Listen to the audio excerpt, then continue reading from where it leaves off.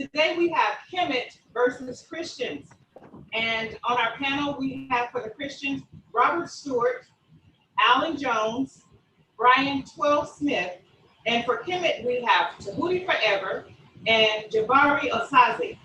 He is the founder and creator. Jamar Milton is here as well for Kemet. Milton, oh, I'm sorry, I apologize.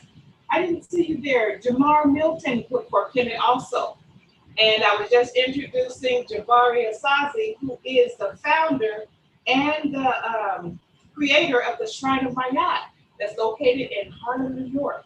He's also an author of Seven Little White Lies, a conspiracy to destroy the Black self-image. And I want to lead out with Brother Jabari Osaze. I'm just so happy to see you here. Thanks for joining us. So it is wonderful to see you. Yeah. I'm so honored that you've asked me to come. And I'm really looking forward to a respectful but spirited debate. That should be a lot of fun. I know that there are so many folks who have been thinking about these topics for a long time. And you can imagine when you have folks watching it on a Friday evening, this conversation has taken on outsized importance. So I'm really looking forward to this dialogue. Yes. And the next that I want to introduce everyone to, he's on the Christian side here, and it is Alan Jones. Tell us all about you, your escalates. Excellency. Alan's good. I'm just a bishop in the Catholic Church that's independent from Rome. I study other religions. I really more understand the church fathers and how the scripture was canonized. That's my kind of expertise stuff. I'm just really more interested to listen to what you guys have to say back and forth. Well, that's the same for me. I'm so interested also. And Milton, I'm sorry, your last name is Milton. I would like for you to give us, because you were here before, I really enjoyed your information that you brought to us last time. And you said it's so interesting. I really enjoyed it. Would you tell us about yourself, your accolades and everything, you know? Brother Jamar Milton, music artist and member of the Shrine of Ma'at. I am Kemetic priest out of the Shrine of Ma'at out in Harlem, alongside my brother, my peer, my teacher, Jabari Osaze, as well as the CEO of the Lighthouse Movement, collective-minded individuals who are seeking to tap back into the African spiritual cognizance and from the diaspora. So that's what we do. Also, Nibiru Freedom Coin bank manager. Thank you so much. And next, I'd like to bring him to introduce himself and tell us about him. Is Brian 12 Smith. I know that he's done so many things for his community. Go ahead and tell us about yourself. Well, yes, I'm a Christian. I'm also a music artist, minister at my church, youth minister at my church. Pretty much about it for me. Okay. Well, nice to see you here, Pastor. I'm sorry. It's nice to see you, Pastor. Nice to see you too, sir. Okay. So next I want to bring to you is a Christian, and this is Robert Stewart. Tell us about yourself, Robert Stewart, Christian. Hello, my name is Robert Stewart. I'm a deacon. I'm also a Christian of the Baptist faith recently. I've been a soldier. I've been a truck driver. I'm currently working in security. I was also a shoe salesman. I was a recruiter for the Army as well. So I've got a variety of life experiences, especially being a grandfather of 10. That's wonderful. So next I want to bring to everyone Tehuti Forever. I know he's an author and he's with Kemet. So tell us about yourself. Yes, my name is Tehuti Forever. I'm the author of Quantum Philosophy, Meanings, Answers, and Promises. One of these days I'm gonna get that straight. I've been initiated under the leadership and teachings of Jabari Osaze. I am a first-year initiate at the Shrine of Mayat, which he is the chief priest there. And I have 3 children that are with me. They're my pride and joy. And I just created this channel so that we can get out information to the people, you know, share information, have different perspectives and different views come to the table and see what actually cooks out. Oh, I'm just so happy to be here. I want to hear everything everyone has to say. But I can only be here for 1 hour because I know you guys can hold it a long time. And it's very interesting. But yeah, let's go ahead and get started. I would like to know, did Christianity come from Kemet? No, Christianity did not come from Kemet. I can explain. Well, first of all, we can see I'm pretty sure my friend Tehuti forever will recognize Mr. Moses, right? Mr. Tehuti, you recognize Mr. Moses in existence? That's a complex question. I don't recognize Moses as said in the Bible. I don't recognize that figure at all. I do believe that there may have been a historical person which the story, the mythology of Moses is built off of. Okay, well, regardless of whether if you identify with Moses or not, Moses was credited for writing the book of Exodus of the Bible. And the book of Exodus is C14 carbon dated. And C14 carbon dated, I think, back to the 14th century BC. So if Moses was the one that wrote this, then Moses knew about Egypt. Moses knew about the gods of Egypt. And Moses wrote about the gods of Egypt, because if you refer to Exodus 12:12, he even said gods with an S as in plural, not singular. So he acknowledged that Egypt had gods. Not only that, I do believe the time of Kemet went all the way back to about, I want to say about 500. No, I'm sorry. Yeah, about 500, 600 BC. Correct me if I'm wrong. When did the period of Kemet end? We'll certainly. You're saying when did it end? Yes. Some scholars would say somewhere around 32 BCE, but you're talking about ending as a nation, not necessarily ending in terms of those people practicing the traditions. Right. So when did Egypt? When was Egypt accredited for taking over Kemet, or however you guys put it?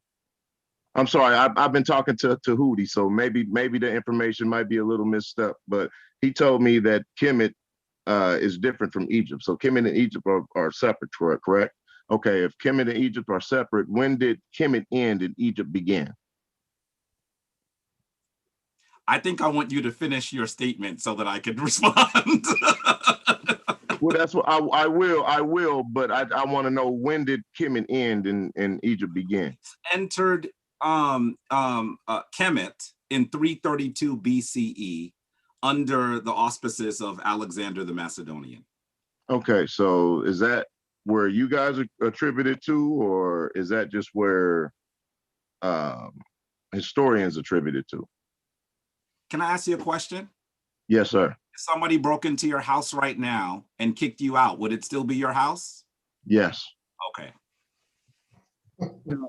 No. The answer to that is no. I'm going to jump in there, be of assistance. Go ahead, Brother Brian. It wouldn't that'd be very interesting if that's what you think. Because I think I heard the marshal was outside your door. You in trouble, brother. No, not in trouble. If you kick me out, then the house is actually yours because you've taken possession. Now, legally, I may have a claim to it, but if you kick me out, I no longer have possession of the house. I want you to acknowledge, however, if someone enters that house after this this defiler, this usurper enters, they're going to find it very interesting to see all the pictures of your family, your food in your fridge, your family Bible. All of those things will still be there. I think that most people would argue that it is in fact still your home and not the home of the usurper. No, I think most people would make that argument. No, they couldn't. Well, the word usurper, then I only have one response to you, dear brother Robert. What's your address? Because I need some place to kick it. Well, I'll tell you my address. My address is in Indianapolis. However, if you kick me out, I'll take it about house, too, because I need a place to kick it. Jamar, we gonna have some vegan fried chicken tomorrow. Cause understand, listen to your own argument. Your own argument says that if you kick me out of my house, then you actually have taken possession. You are the usurper. A usurper means exactly that. You have taken possession. That's not what the trickery you're using. The trickery you're using is the law that we have now, meaning that lawfully I still own the house. I can't get back in, if you usurped it, means that you've taken over even legally. And we all know about corruption in the United States. It might be eminent domain and all those other things. Instead of continuing a spiritual debate with you looking at one of the words I used, it might be helpful for you to go to Merriam's dictionary and look at what the word usurper means. Usurper means taken over. If you have a different meaning, tell me. I think you should look at the definition. I'll read the definition for you if you need the definition. I got it right here. A usurper is an illegitimate or controversial claimant to power, often but not always in a monarchy. In other words, a person who takes the power of a country, city, or established region for themselves without any formal or legal right to claim it as their own. This is why I said you need to read the definition, because what you are asserting, once they've taken it over, they will become the legal because they've taken over even the legality of it. To take over a country, how about we let Brother Brian finish the legality of it? Because and I understand what you're trying to go at. You're splitting hairs. Not at all. Yes, you are. Yes, you are, sir. Will I have an opportunity to speak after Brother Brian? Okay, well, go ahead. Go ahead after Brian. But I wanted to let you understand. I'm gonna say I had a point of contention for that usurper word that you use. I think you need to go to the website and see what your contention was. Go ahead, Brian. While you do that, put your address in the chat. Brother Brian Smith. All right. 332 BC is what the date we're talking. BCE. Well, before Common Era is BCE. So right. So BC BCE is basically still the same thing. Okay, so we're in. Okay, well, you could say before Christ, but we still understand the time frame. So anyway, 332 BCE is what you're accredited to. Okay, well, the book of Isaiah still states that Egypt had gods and idols. And Isaiah is carbon dated, C14 carbon dated to 701 BCE. I don't think there's anything that old. You can look it up. I don't think there's any scripture that is that old that's been carbon dated. We don't even have Christian scripture that could be dated original things from before even 500 AD. So you never heard of the Dead Sea Scrolls? Those are different things. No, they're not that old either. The Dead Sea Scrolls? Not as old as what you're saying. Yeah, yes, the Dead Sea Scrolls are. Okay, so why don't you lay out your argument? I mean, that's it. There may be some pitfalls in what you're laying out, but well, it might be, but what I'm saying is basically Egypt had gods. They worshiped gods. It wasn't just nature. Even the Neter, the word Neter means gods. Even coming off the Rosetta Stone, and Neter or NTR and Netaru, or what you would call it, Meta Netaru, or however you would say it. But the Neter, it means gods. So when you translate it down to the English language, that's what it comes to. So they worship gods. It wasn't just nature or some kind of consciousnness. It was actual gods. They worshiped. They gave offerings. They gave sacrifices. They had priests. They built temples. These were actual acts of worship. They had prayer. These were worship. These weren't gods. Oh, okay. Well, maybe me and you are an understanding, but me and Brother Tehuti have a different understanding about this. He's telling me there were no gods in Egypt. I want to hear more about that. But I want to. Did you finish your? I'm done. Go ahead. I think that the initial question was whether Christianity come from Christianity Kemet? came from Kemet. And I want to say very clearly, and I've gotten flack for this, and I will continue to get flack for it. I'm a priest of Ma'at. My job, my charge is to tell you the truth, and the truth may not necessarily make you feel good. But if the truth doesn't make you feel good, you need to reevaluate your connection to the truth. The reality is that Christianity has several sources, several earlier traditions that greatly influenced it. However, I would argue to you that the Kemetic tradition is the tradition that influences it most greatly. Why?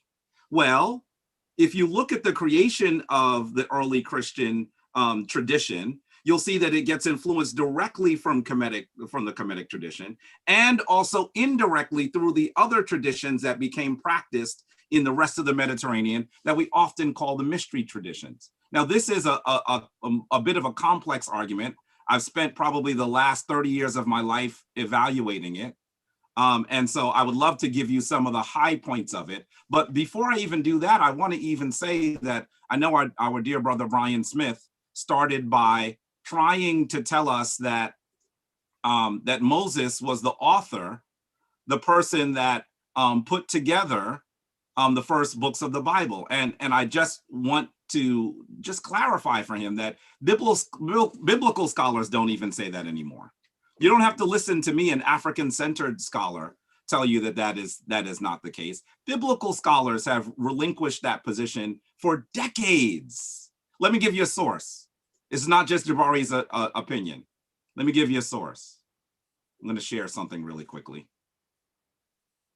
Okay, this comes from Reconstructing the Society of Ancient Israel by Paula M. McNutt from 1999, recognized 1999.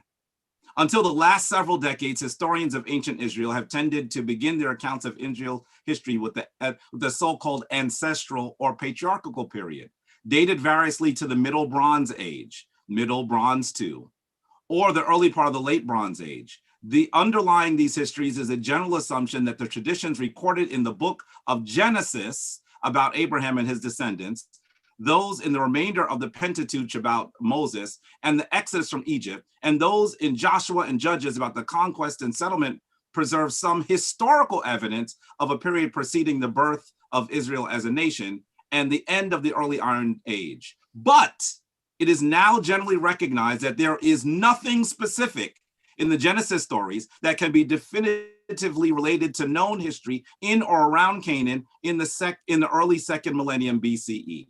Abraham is, this is an example she gives, Abraham is identified of coming from Ur of the Chaldeans. By the way, there would be no way that anyone in that region would have used those two terms together if they were actually speaking in the period where those two terms were used. I just want to say to you that there are a lot of reasons why we should understand that all of the Christian patriarchs, all the way up perhaps to Hezekiah. I think most scholars argue and would argue that Hezekiah is a historical character. But before Hezekiah, we struggle to find a literal historical character. And so to begin with Moses, dear Brian, you are really beginning on slippery soil that even Christian scholars would not agree with you on that, not just African scholars. And so I just want you to recognize that the thing that you are intimating is not something that people still argue, and that I think that there's some other things that you possibly need to read. Moses was not a historical person, period. I'm saying Moses was accredited for writing the books of Exodus. Now, what scholars or historians can't find. Something, we're talking about the genesis of something. If you're agreeing now that Moses is not a literal person, no, I'm not saying that. Say, well, when was it situated? And no, I want you to understand that when you mention the Dead Sea Scrolls, the earliest you're going to date those two is maybe the first century. Hey, you know what? I take back my dear. I did make a lot of what you said. No. What I said about the Dead Sea Scrolls, the date of the book of Isaiah, I do take that back. It is accredited to because it talks about the death of a king that lived in 701 BCE. when it was written. These stories are not supposed to be, I don't even think the authors meant them to be taken as history. And I want to say something here. Whoa. Simply because something is not historical, literal, does not mean it's not important. I'm not saying that you should toss the text out because it wasn't written by historical people. I'm a Kemetic priest. I've been in the Kemetic tradition for 30 years. I still read the Bible. I think it has some aspects that are certainly things that our modern era needs to evaluate, to practice, and to understand. There is wisdom there. However, when we're talking about history, we're talking about something different. And I think that when you begin to cloud those arguments, you're going to find yourself on shifting sand. Robert, did you have something you would like to chime in on? Couple of points of contention. Okay, Moses as being a historical figure, you have to be very, very careful with how you classify an historical figure. For example, Sargon the Great of the Sumerians. You only going to find, I think, 1 or 2 instances of his reign. Hammurabi, you're going to find his code, which was written, and it dates to approximately, well, I'm not going to even quote a date off the top of my head, but it predates Moses, by the way, of the time period that supposedly Moses lived in. So when you, and Plato, you can only find maybe a paragraph for him. So trying to find all this historical reference, and by the way, talking earlier, historical patriotic figures, you don't have to go all the way up to Hezekiah's tunnel for Jerusalem. Solomon, they actually have found a seal of Solomon, okay? And they've also found his mines, and they also found some workings of him. So to talk about historical figures, Moses is generally accepted as being some type of a person. Now, his exact time period may be in question, but that figure of someone leading the Israelites out of Egypt is not in very much doubt. Time period, yes. The actual person or figure of someone leading the Israelites out of Egypt is not. And I would ask you if you want to question me and debate about that part. That was my point of contention. Brother Robert, your debate is not with me, it's with your own Christian scholars. You are making an argument that Christian scholars has relinquished for 70 or 80 years. You're not arguing with me. And let me show you another source. These are biblical scholars. Your argument is not with me, it's with them. Here is from Moore and Kelly's Biblical History in Israel's Past, the changing study of the Bible and history, right? This is 2011. The last one was 2009, was 1999. This is 2011. Most histories of ancient Israel no longer consider information about the Egyptian sojourn, the Exodus, I'm saying it several times because I want you to understand, they're speaking to you, not me. They're speaking to you.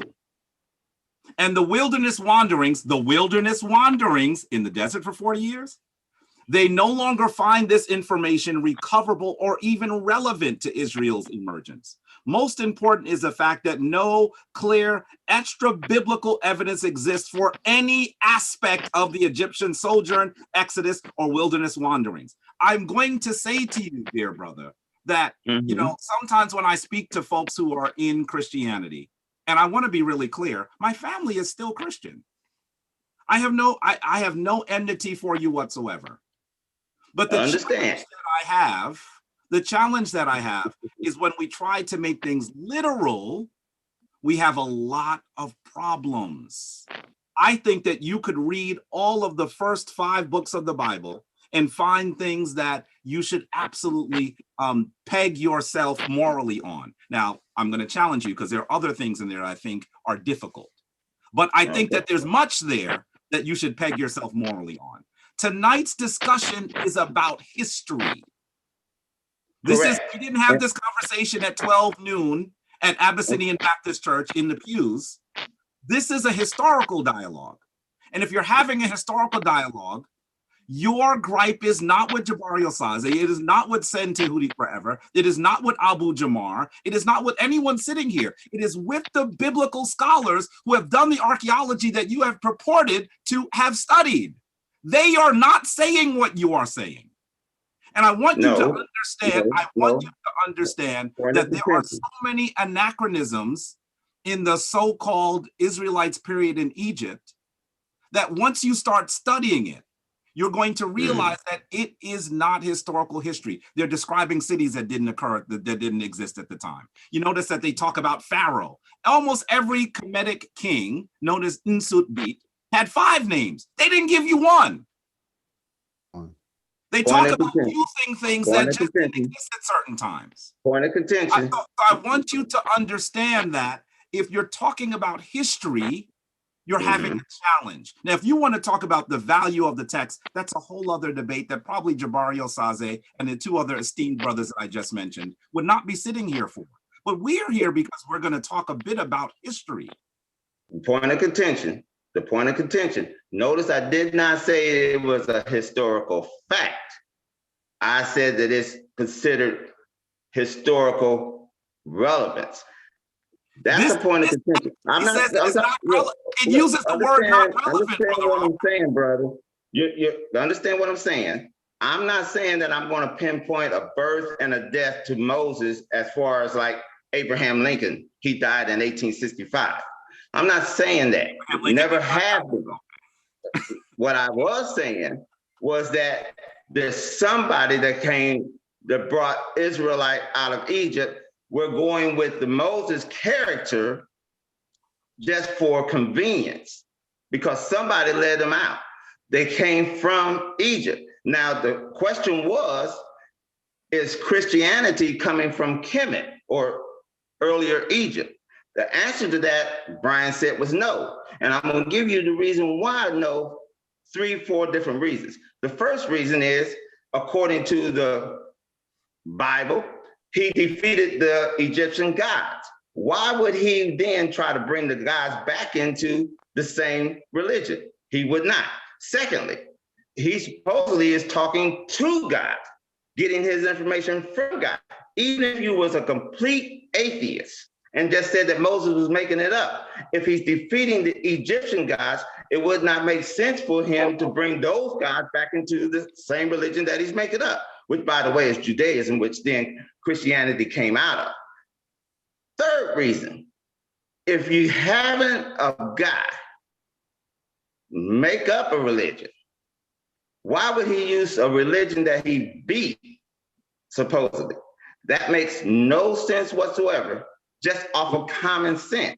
So does Kemet predate Christianity? The question is yes. Oh, excuse me, the answer is yes. But does Christianity owe any beginnings to Kemet? The answer is no.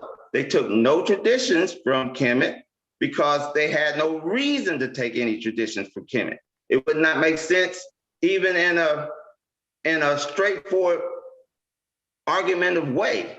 If you're saying that you beat a religion, you don't take that religion for yourself. Do you understand my point? I understand your point, but I think that you've made some really, really fallacious points. I mean, and I think that you are creating a standard for yourself that you are going to regret. You just said to me that that the Christian tradition takes nothing from Kemet. Well, did you know that there are even portions of your Bible that come from Kemetic text? Absolutely. Did you know that? There's no portion of our Bible coming from Kemetic text because nobody in Israel, listen to me. Hold on. Nobody in Israel. If I show it to you, Brother Robert, if I show it to you, will you fold? Will you say goodnight and go watch something else? No, sir, because that's your standard. I am asking you about your standard. Listen to me. My standard was this. I told you about the Code of Hammurabi. The Code of Hammurabi has laws. Those laws are contained in the 10 Commandments. Did they go to the Code of Hammurabi, which is out of the Sumerian Iraqi tradition? No, they had no idea. If you say thou shalt not kill, that's kind of a straightforward type of a law that almost any god would say. The Greek gods say that you shouldn't kill. The Norse gods say you shouldn't kill. So I understand, I've had this argument with William, and he's tried to show me some of the laws that and I do believe you have a number of them in the Kemetic tradition, but that doesn't necessarily say that the Bible took it from you. Understand what I'm trying to tell you. They didn't go there because they didn't know about Kemet. They didn't want to know about Kemet. I want you to understand, you said he and you said they. And then when I try to get clarity on who these people are and tell you that they're not historical, you say maybe they're not, but they did certain things. I would love to see non-literal people do things that we can record in history. I would love for you to explain to me how that works, because the folks that you are describing did not. Well, I can give you a great example. Things that were I'll give you a great example. The things that were attributed, I'll give you a great recent example. Wait, let me finish. The things that were attributed to them were created by later people to describe the emergence of their tradition, but they were not meant to be history. They were not. I'll give you a great example. And I'll give you a great example. I'm sorry? I'll give you a great example. And I'll say this name. You want to give me another example? Reverend Dr. You still have no. for the other ones. Wait, listen to it. Reverend Dr. Martin Luther King. We all know who he is because we've studied history. Okay. Unfortunately, some of our young people do not know who he is. And so to them, they know that there was a Black leader, but they didn't know the name. This is what I'm talking about. Sometimes you have to understand, we know somebody did something. We may not know everything about it. Brother Robert, we are not talking about elementary school children. We're talking about scholars in their fields who have searched for these things. And so I'm not talking about things that that children don't know. I'm talking about things that scholars believe didn't exist. Scholars of the traditions that you're referring to. I would say look up as many scholars as you have. They don't say they don't exist. They just say there's no proof they exist. There you go. There you go. There you go. And you know what? And I hear Brother Brian saying, there you go. I would even agree. I would stipulate that Alan is correct, that they say there's no proof that they existed. I would stipulate that. But that does not help you, my friend, because you are now saying you are attributing actual events to someone that has no proof of existence. And let's not even just talk about those individuals. Let's talk about the things that they said they did. Doesn't mean they didn't exist. That doesn't mean they didn't exist. Just sure. You can't argue about it. Can I shed some light on this real quick? I'm going to say to you that my grandfather died before I was born. I could tell you that he's a Martian, and you would say, you're crazy. And I would say, you don't have any proof that he isn't. No, we don't have any proof that my grandfather isn't a Martian. That's a really, really difficult argument, because I want you to understand you're talking to people who are talking about a tradition that has literally thousands of years, tens of thousands of years of artifacts. That's what I'm talking to you about. And then you want us to argue that something is historical without any proof. Nothing. Not even if that is what you are arguing, I have a bridge to sell you. It connects Brooklyn and Manhattan. I really honestly would say to you, but I want to say this to you, Brother Allen, and to others. Just because it's not historical does not mean it's not important. See, there's a problem.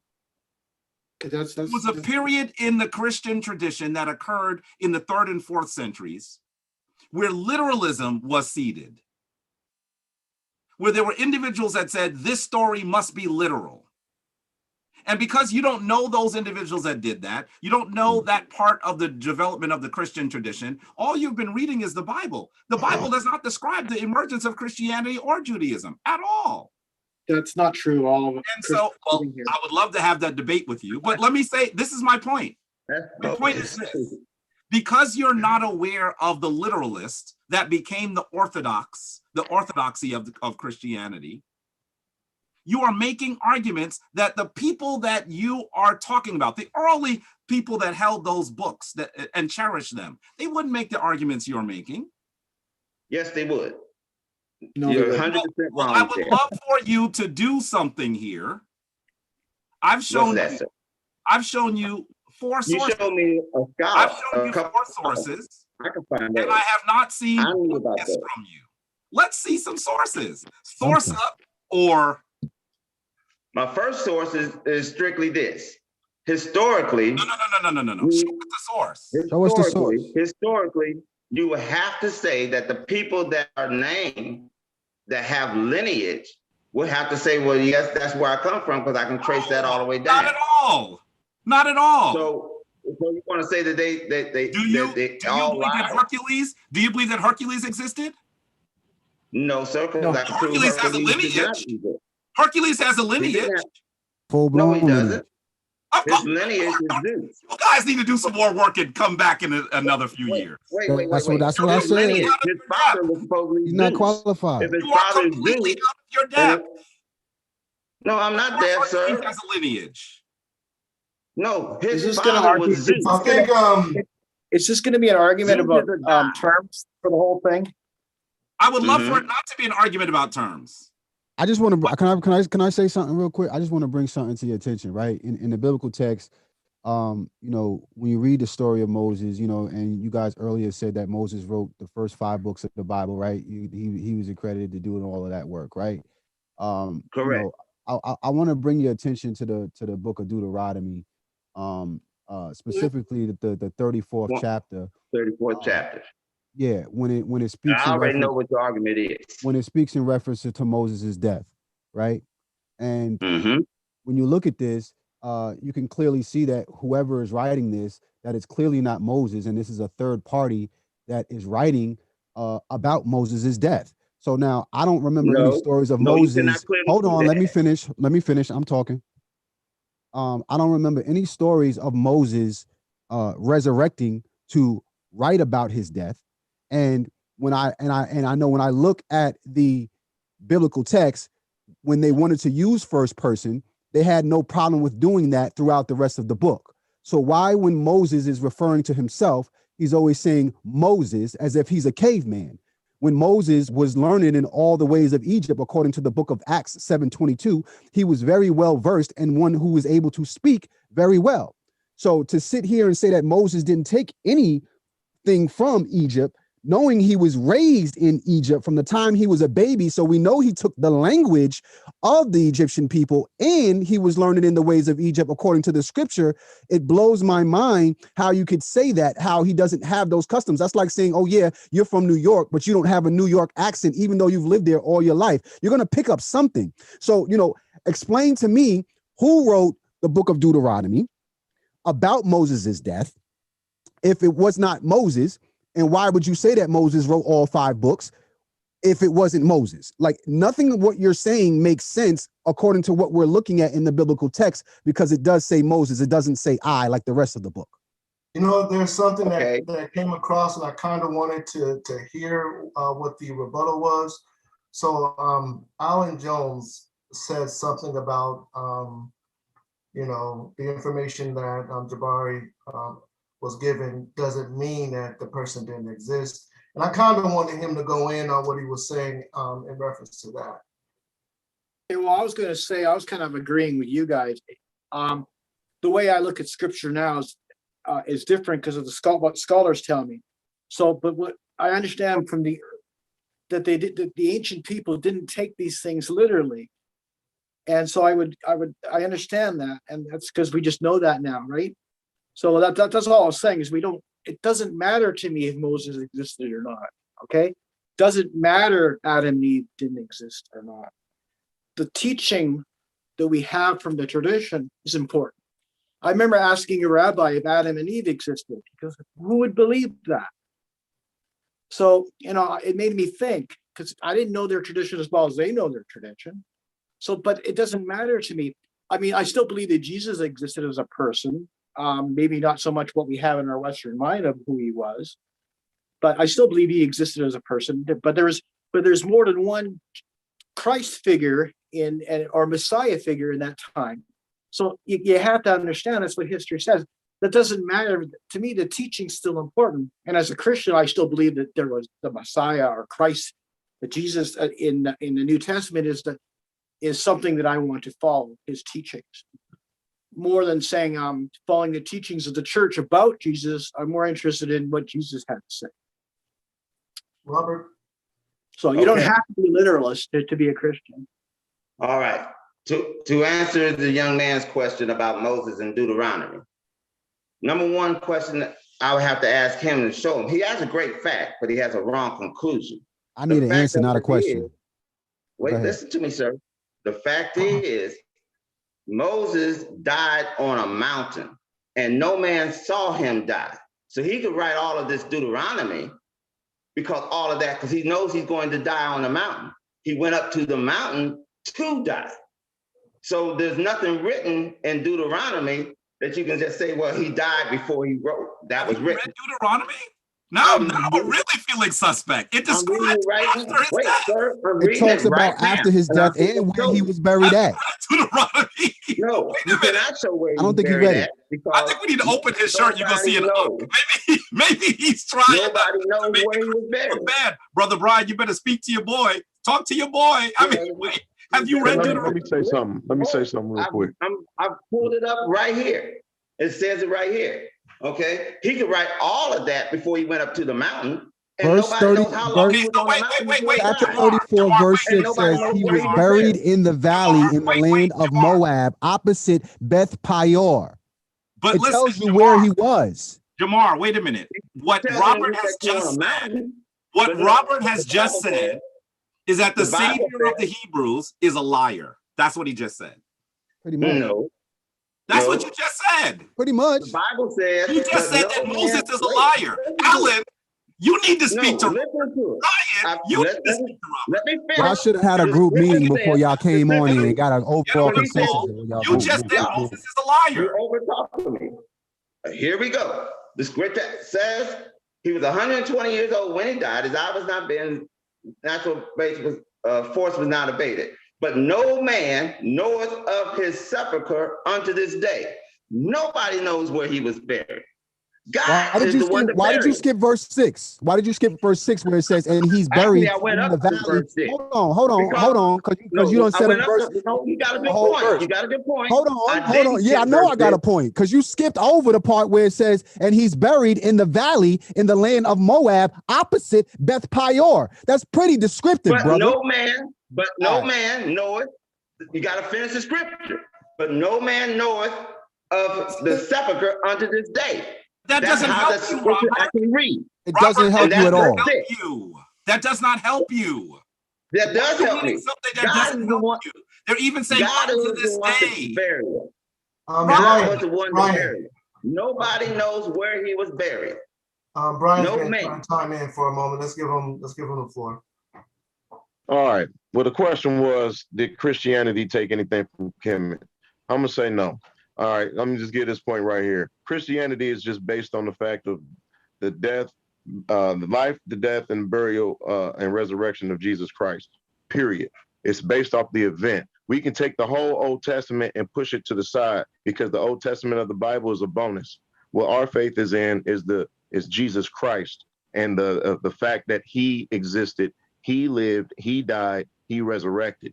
That is what Christianity is based on. So you can pull scriptures out of the book of Psalms, you can pull whatever you pull out of the Old Testament. It still has no bearing on Christianity.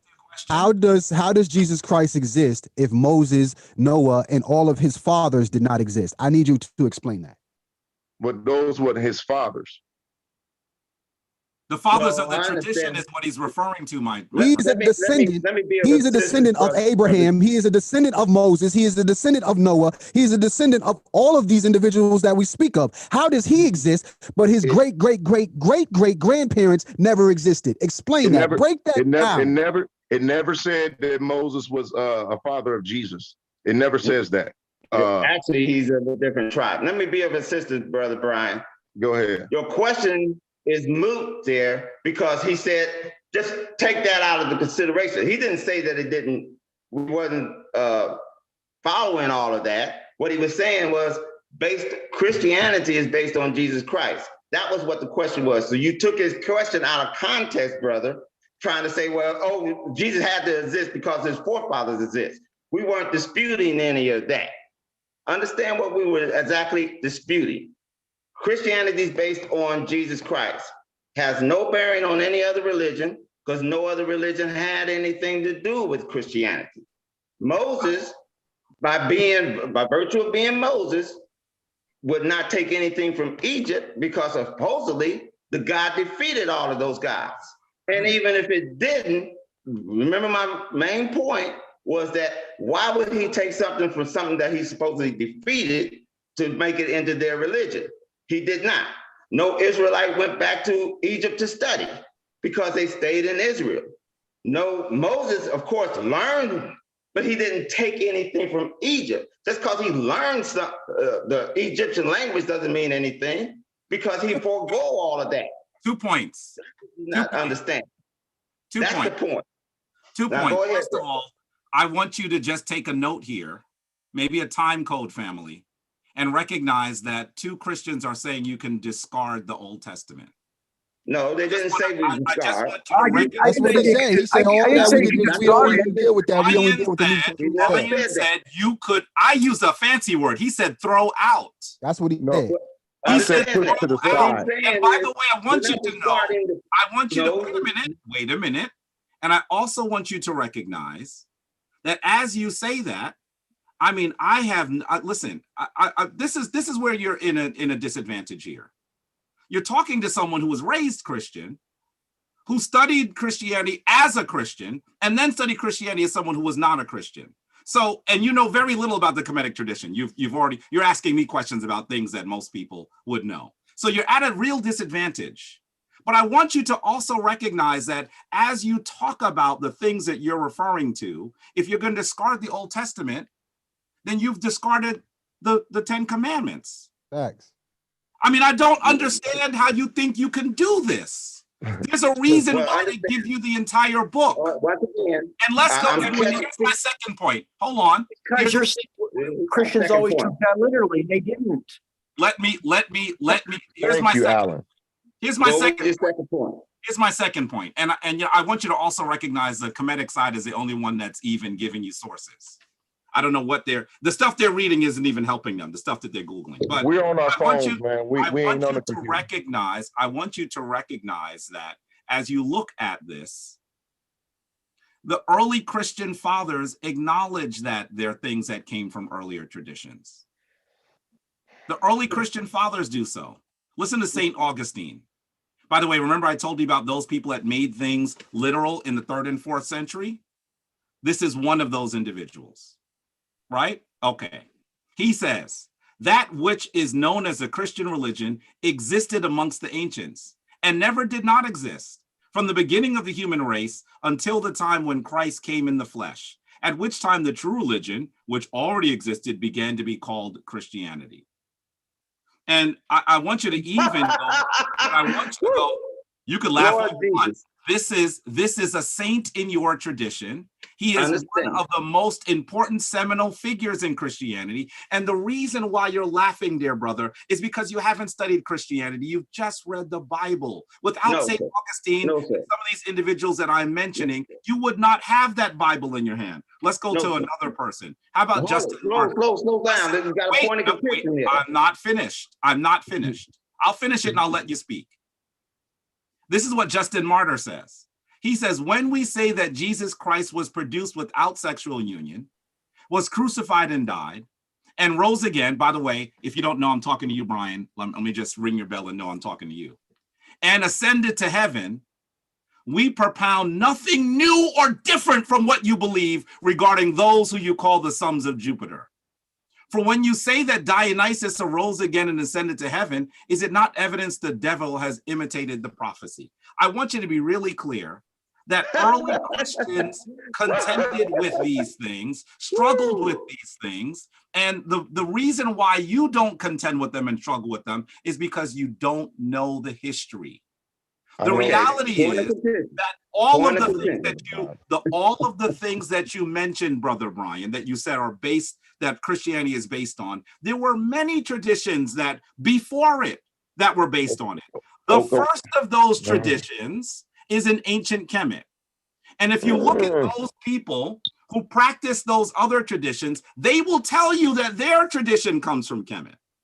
So Christianity was directly influenced by Kemetic spirituality, and then also indirectly influenced from Kemetic spirituality through the other mystery traditions. And I want you to understand that when you're talking about these things, the very fact that you have to ask me about the dates of Kemet means that you have no idea. How could you say whether something comes from something else if you don't know what the something else is? If you've never seen a sock, and I ask you, do you put socks in shoes? Man, somebody else got to talk, bro. And you say no, you struggle.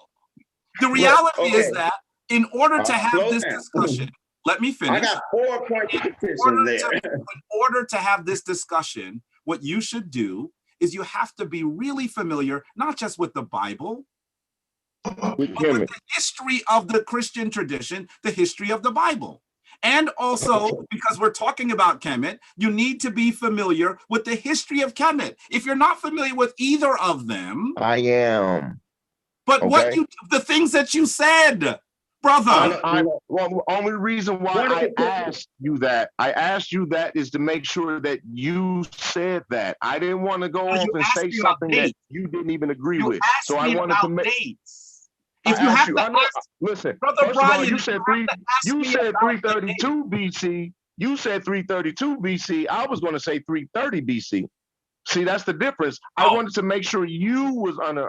You started by saying 500 BC, brother.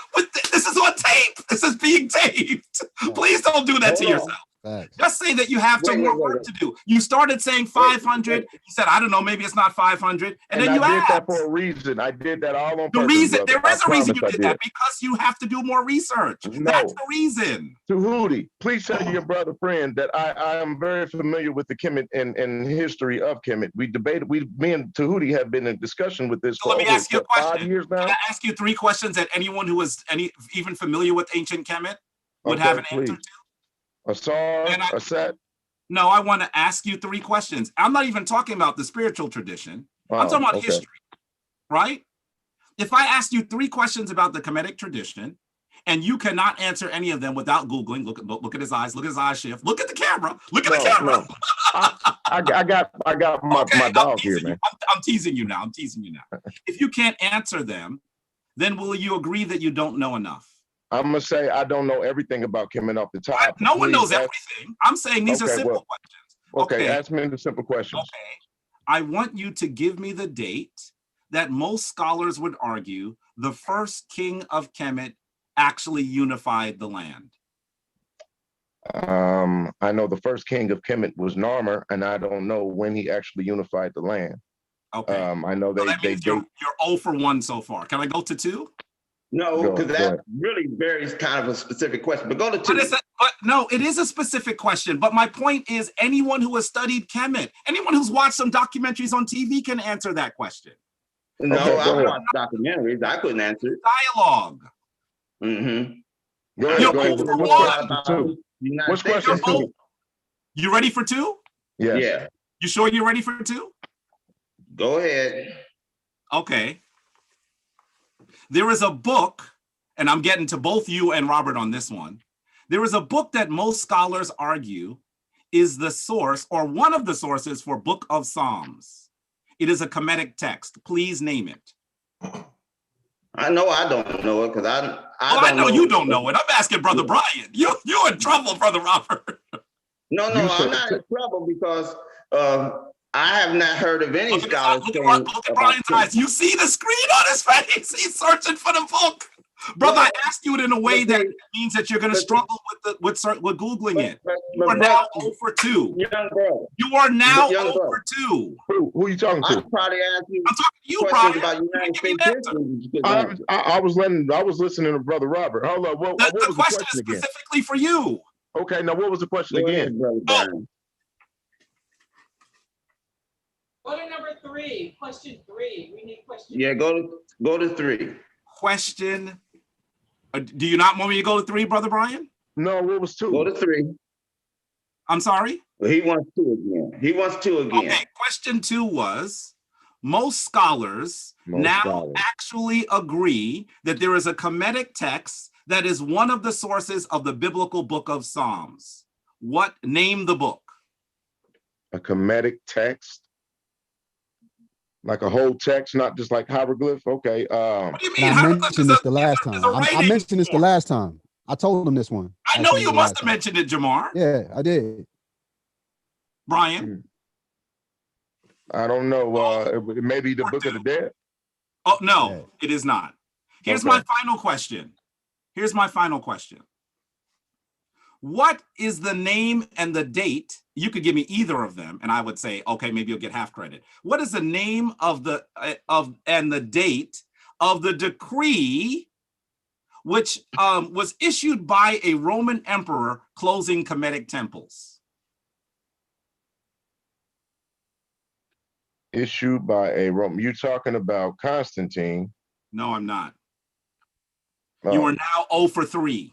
Oh, okay. This Well, means that you I have don't know not what you're done enough work to Man, discuss. these are not basic young brother. questions. That's like They me are asking. basic questions. These are Wait, not basic. You say they're basic. I don't think they're basic questions. But you Okay. don't know anything I'll about ask you ancient one. Kemet. Of course, you don't know it. Wait, I'm gonna ask you a basic question. I just want to see. I'm gonna ask you a basic question. What year did the United States become a country? Dear brother, No. as It's a a simple historian question. with a history degree who teaches a course in history, a college level course in history, You should know it. questions about the United States. First, stop Please don't asking. do that. First- Anyone in the No, chat no. would tell anyone in the chat Now, would there's say some people that are good that with dates and according some to people not. I'm answering your question. Okay. Anyone in the chat would say that historians would give the date of July 4th, 1776. That is the No, it didn't easiest become a question. country then. That It is the declared itself easiest question. independent, but it didn't become a country until 1787. So let me ask you this then. Let me ask you this. If it's Because the independent, Constitution has to be ratified. so let me ask you this then. When it actually is independent, it becomes an independent what? It declared its independence. No, wait. It wasn't Answer my independent yet. question now.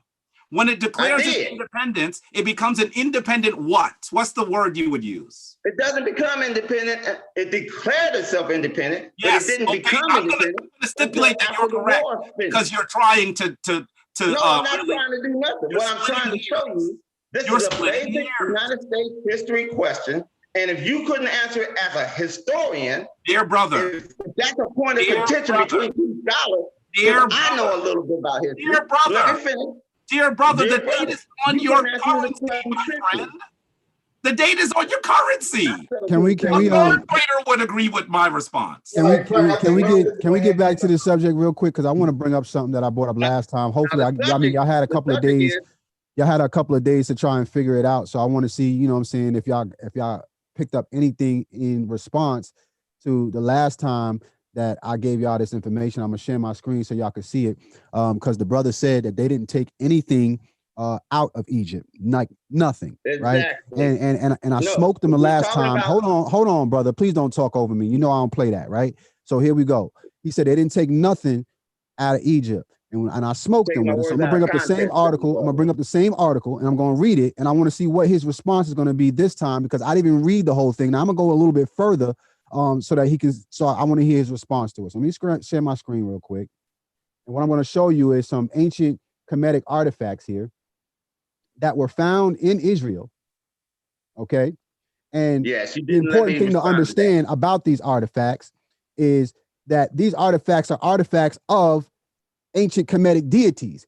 And when he said that they didn't take anything about anything from Kemet, I'm going to read this paragraph here. What the archaeologist says, it says an examination of the finds shows that some of the objects were produced in Egypt itself and were brought to Canaan by the Israelites or merchants. However, some of the artifacts were made in the country using methods imitating Egyptian production techniques and copying Egyptian cultural motifs while utilizing indigenous raw materials, the scientists said. So now I want to know why the scientist is saying one thing, but you're saying another in retrospect to them actually using techniques, Egyptian techniques, to create those deities. Why would you create an ancient Kemetic deity if you have a problem with the ancient Kemetic deities if they're evil? Why would you create it in Israel? You said they didn't do that. The scientist says that they did. Is there an equivalent of Okay. a digital Are you mic ready drop? for your I answer? just was asking. Are you Yeah. ready for I, your I don't. It doesn't make sense to me. Let's hear from. It doesn't make let's hear sense to me. from- You let's hear from understand? Brian. So in every Wait, sense of the word, when I'm you ready say to that, give you the hold answer. on, The answer's simple. Robert, hold on, Robert, because I'm showing you proof of ancient artifacts that were made by answer is Israelites simple. in Israel, mimicking ancient Egyptian deities that they declared evil in your perspective. So answer I is need you to simple, understand, Joseph. why would they do that? Israel, explain that and explain those artifacts. You had an entire week to figure it out, and I'm waiting for a rebuttal. I could explain it right then, but you talked over me. The simple answer is simply this.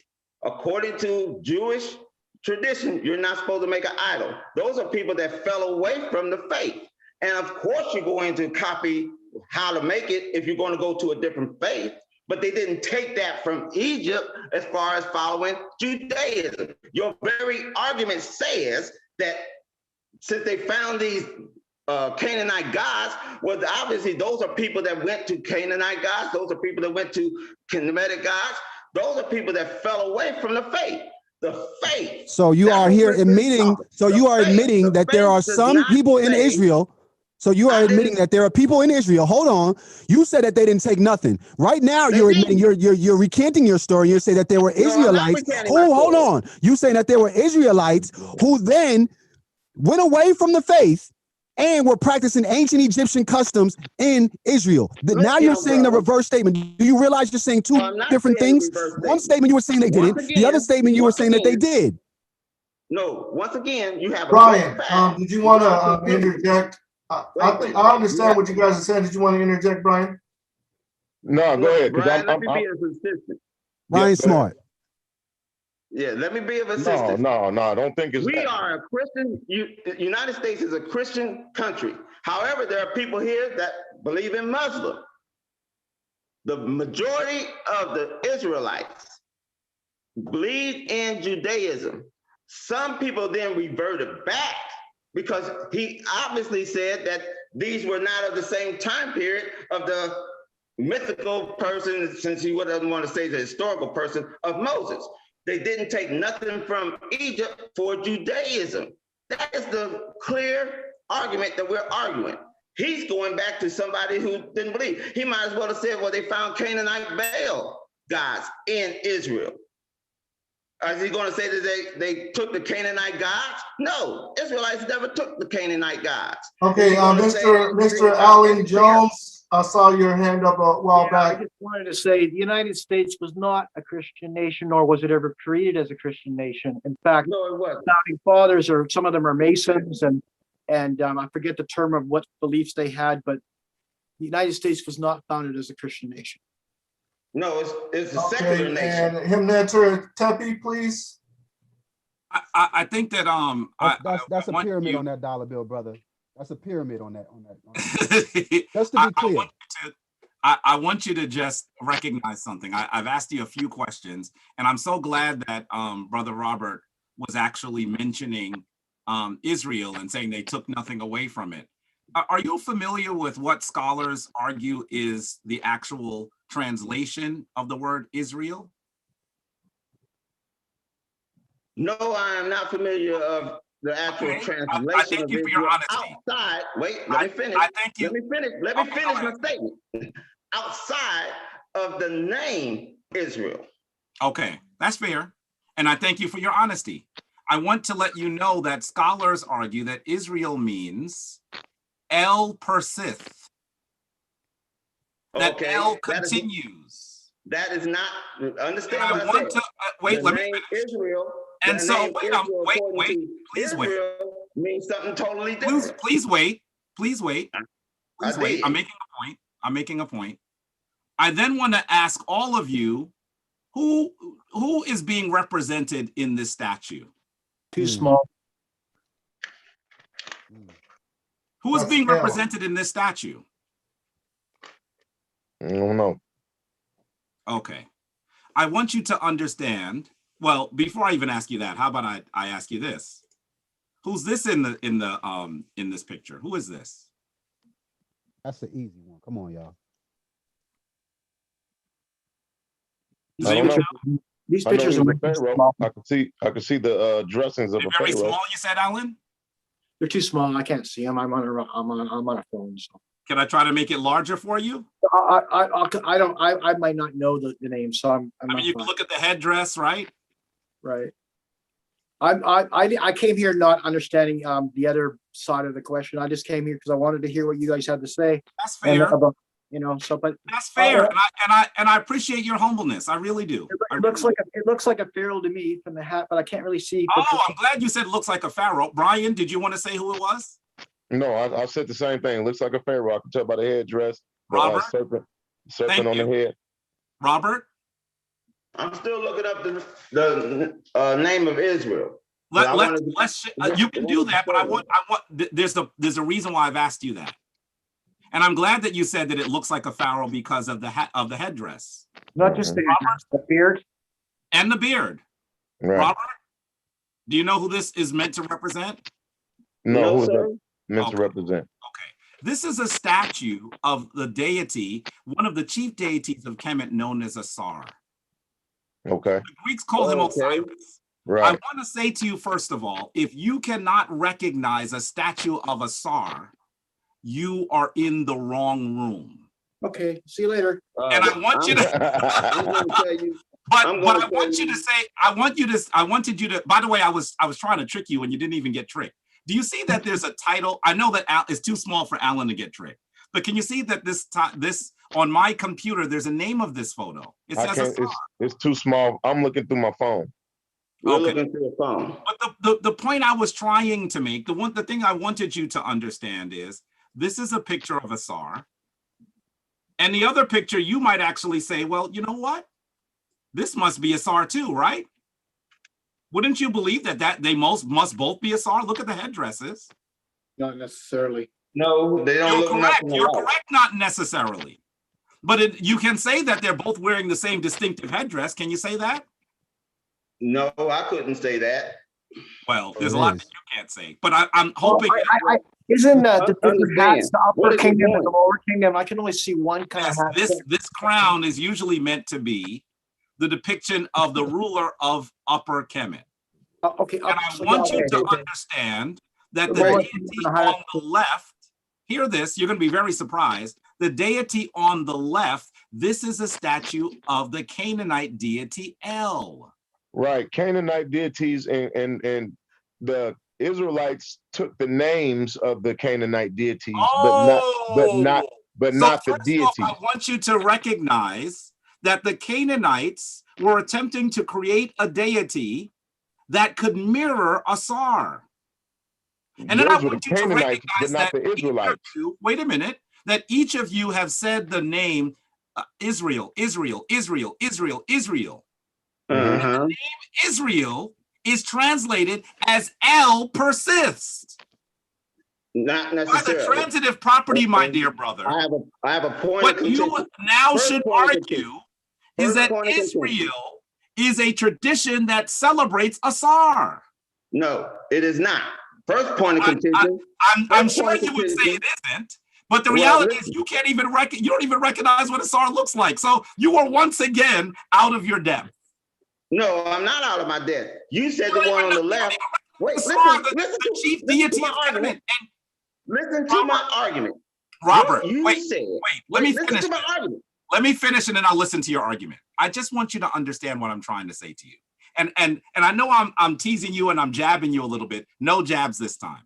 That's fine. No, I'm about to tease you. Yeah, we're teasing each other. Okay. And it's fun. Yeah, I'm about to tease you. Everybody, and it will be fun. But I want to learn more. So stop teasing each other and get to it. But this is a point. What I want you to understand is it's so bizarre to me that when I speak to Christians sometimes, they say so many things about their tradition.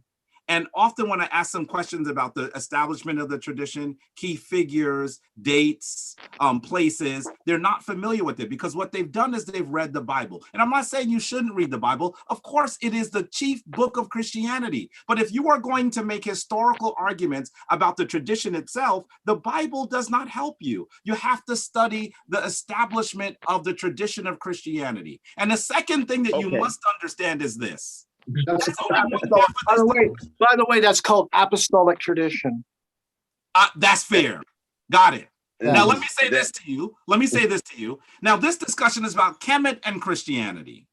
How do you come Right. to a discussion about Kemet and Christianity with little understanding of Christianity and no understanding of the Kemetic tradition? Because Well, I you was said I had invited here. I'm not talking to you, Alan.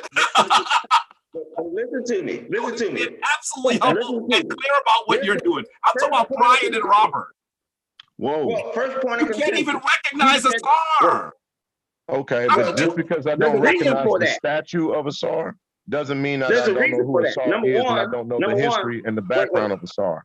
Brother, say Look. what you just said again, Brian. I'm not going to say anything else. Listen, what did you just say? I said just because I didn't recognize the statue of a SAR doesn't mean I don't understand the history and the background of a SAR. How could you make that argument? I can Okay, tell you so- how you can make that argument. Who So- would make so- that I can argument? tell you how you make that If I argument. was talking about The Jesus book, the Christ, book I read didn't have pictures, okay? There you go. But not only that, talking I about will guarantee Christianity, you. and you showed me someone on the cross, and I said, "Who that?" You would say, "Jabari, you need to resign." No, I would You not. would say, First "Jabari, off, you need to let me resign." make my point. If you're Let me make talking my about point. Kemet and Christianity, Yes, you're even talking about Kemet and Christianity. wait a minute, and you're not even able to recognize the chief deity. Well, You let are me not- make a couple How many points. depictions? How many different kind of Point of depictions is it of it of the chief deity? Is that the only depiction? Because you just mentioned one distinct description of Jesus on the cross, but is there only one distinct description of that deity, or is When there you several? see a SAR, okay, so you asked me a question, and I'm gonna just answer it. No heat. This is just as someone who has studied this for 30 years. That's so I'm fine. gonna answer it to Just you. Okay? answer it. When you see someone with the headdress that's called the Atef crown. Pharaohs in Upper Egypt had the same The Atef headdress. crown. No. Wait, I'm gonna explain it to you. Listen to me. When you see someone wearing the Atef crown, the kings of Upper Kemet often wore what's called the hedjet. The hedjet is the white crown. And this section of the crown here, can you see my mouse moving? No, This is the white crown. barely. Yeah, right. There's no, yeah, okay, it's too small. But when you look at the two feathers on it, it would be very easy for you to say, that's a SAR. Then you can see that he's bound. That's a SAR. Then you can see his hand position with the heck and the keka, the crook and the flail. That's a SAR. I want you to understand, Brian, that I'm not asking you a gotcha question. That is the most simple question about Kemetic spirituality. It's really not a gotcha question. It Okay. isn't. It's like a uniform. It's like when you see I a have cop my and he has hand a up. badge. If you see somebody with a badge, you would assume that that's a cop. If you see somebody with a fire extinguisher on the back, you would assume that that's a fireman. You know what I'm saying? I It's thought really that that you- simple. Honestly, I'm telling you, I thought that you were going to tell me that a SAR was a SAR and then assume that L was a SAR, but you couldn't even tell me who a SAR was. I'm absolutely I'm gobsmacked right now. Well, I am gobsmacked. point of contention. My fingers up. You ready? Yeah, I First am. point of contention is the statue on the left. You said was the Canaanite god of El, correct? Yes. Israelites are not Canaanites. So throw Israel out of the picture. Because Israelites and Canaanites are two separate people. Two questions, two answers. Go ahead. First of all, Israelites are Canaanites. And I know that that's not something that is in your book, but I want you to understand that scholars now understand that the Israelites were the Canaanites and they developed a different tradition that set them apart from the Canaanites, from the other people that could be called the Canaanites. Historians now are clear that the Israelites were Canaanites. No, Yes, they're they not clear. developed a different tradition. You're gonna I think have it's to very clear. you're gonna I have to think it's very restudy that. curious. Let me finish. Brother, I could show you 87 sources for that. You don't want me to do that to you. I do. I want to see it. Close to 90 sources on you. You don't want me to show you the You haven't sources. shown a Please single show the source in the last 3 days. And let me also say that yes, Show the you're sources. correct that Christians would say that Israel and Canaan are separate. But why would they take the name that means El persists? It doesn't mean L persists. I just looked it up and it says Doesn't mean the strength of L. That doesn't help you. This is El on the left, the Canaanite god. No. That's who El is. You're making an argument that helps L me. is the name. You made. I said Brian, this you're earlier. helping me. I said it this earlier. I stated this earlier. I stated this earlier. I stated this earlier. Guys, L this is too just. easy. I stated this earlier. L is the name that the Israelites took from the Canaanites, but it's not the same deity. You understand? Oh, really? Yes. Oh, okay. Let me read a scripture to you. So can I say Since you guys This are is doing bad. all this, I'm This going is to just really read a scripture bad. to Go ahead, Robert. I'm sorry. you guys. Okay, this is the scripture I want to read to you guys. I'm coming out of the book of Romans, first chapter, 21. Because that when they knew God, they glorified him not as God, neither were thankful, but became vain in their imaginations, and their foolish heart was darkened. Professing themselves to be wise, they became fools and changed the glory of God, of the incorruptible God, into an image made like to corruptible man, and to birds, and to four-footed beasts, and creeping things. Therefore, God gave them up to uncleanness through the lust of their own heart, to dishonor their own bodies between themselves. So what God is saying here is that all of your other things are not germane to Christianity and to Judaism. Once again, they took nothing from Egypt as far as being God, their religion. Let me get in here because I was speaking to everyone prior to setting up this debate, and I want to make sure we're on track here. So Brian was saying that he had some information that he wanted to put forth. And he said that he gets on here sometimes and then he plays by our rules. I just want to make sure everything is completely fair, when it comes to the information that Brian wanted to present. No, it's cool. We persistent. What my information was more or less about, Christianity is based on the life and death of Jesus Christ, period. I mean, that's what Christianity is. So you're saying that basically the Old Testament, because Jesus wasn't born as of yet, anything prior to the birth of Jesus is not, it's attached to Christianity, but it's not Christian. Is that that's your point? Say that again. That's a little tricky on how you worded that. I ain't understand. I'm just trying to rephrase what your main point is. You're saying that prior to Jesus, my main point is the Old Testament of the Bible is where you get Judaism from. All right, Christianity stems from Judaism, but that is not Christianity. Judaism today don't even like Christians. Well, they don't agree with Christians. I take that back, brother Jabari. They don't agree with Christians. Okay, they don't believe the Messiah has even came, but Christians do. You know what I'm saying? So with that being, for Jesus, huh? Did you know there's a group for called the Jesus? Jews for Jesus?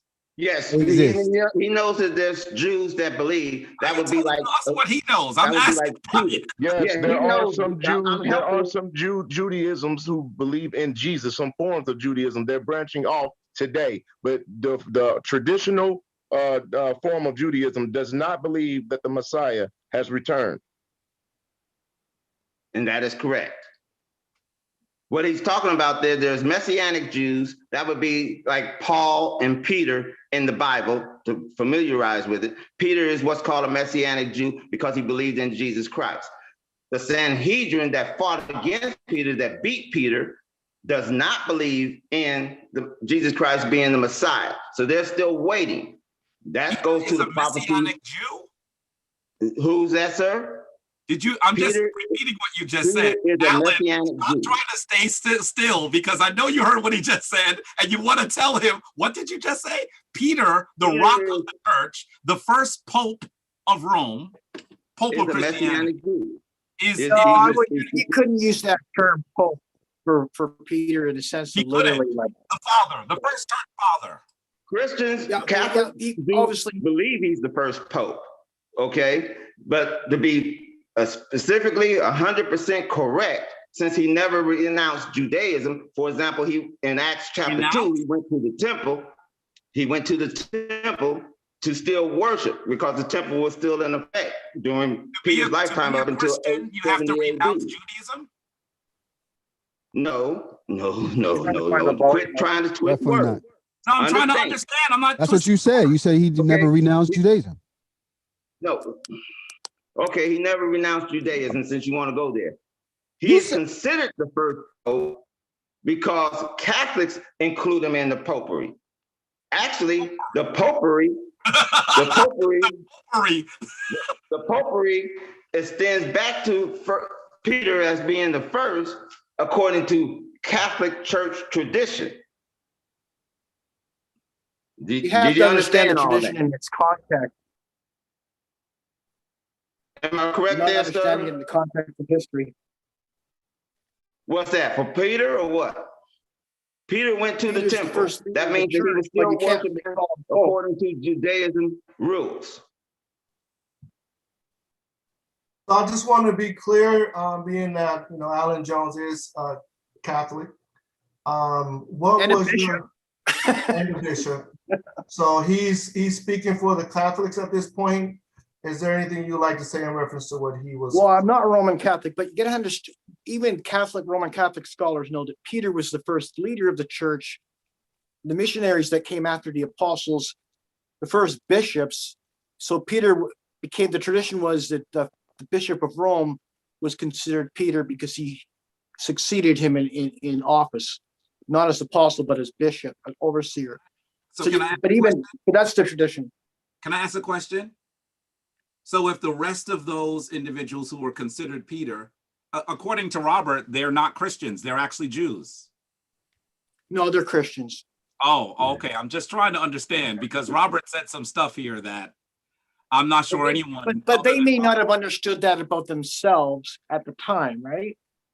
They may identify as Jewish still, but in reality, they've become a new faith.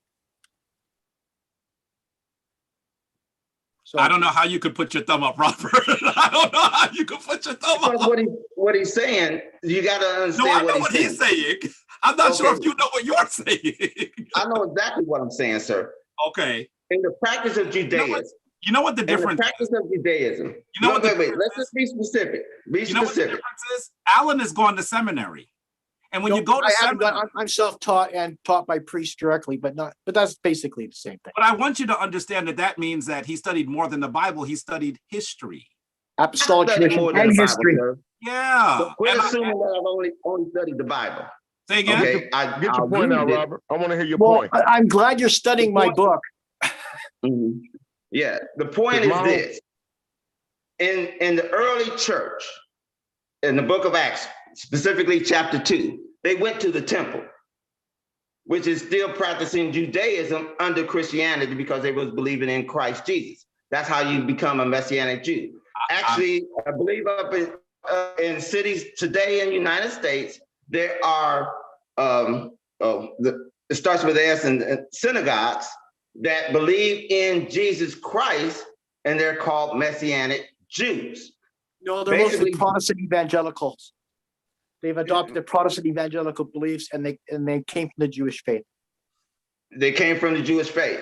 So they converted to Protestant. I know that there's an actual Messianic Jewish church here in Indianapolis. Robert, just stop. We're not arguing with you on this point. Please just stop. Okay, thank you.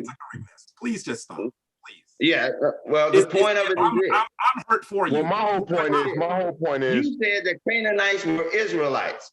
There's plenty of scholars that say no. I said no, the Israelites were Canaanites. That's what I said.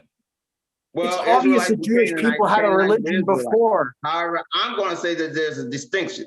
Israel only came from one family. No. There is a distinction. I didn't say there wasn't a distinction. Yeah, but you intimidated that they came from Canaan. You mean I intimidated? Not intimidated, brother. Intimated, not intimidated. No, what I did was what I'm saying to you is. Hold. Listen to me. I'm with you. You're saying that they came from Canaan. Israelites did not come from Canaan. Okay? There's plenty of scholars who say they did not. Show us one. Because they became a nation in Egypt. Show us one. An evangelical professor, probably. Show us one. I'm not going to try to get off this phone when I'm not a very good phone user person with this Zoom. You guys have Screen computers. He and all doesn't that have those type of Zoom, resources I'm at probably gonna his miss it. fingertips. Next time when we meet, I will make sure that he Okay, has so those then type of name one. resources. Y'all said that last time. Brian, you got the resources? Then name one. No, I don't. I'm on my phone too. I can Then name go one. to my computer and flip my phone around and let you see my computer screen. Then name But- one. Then name one. I mean, this is even lower. This is the lowest possible standard. Name one that you've read that actually intimates what you just said. Name one. Who, me or Robert? Either of you. Definitely, either of At us. this point, you can I didn't call a say- friend. I didn't say that.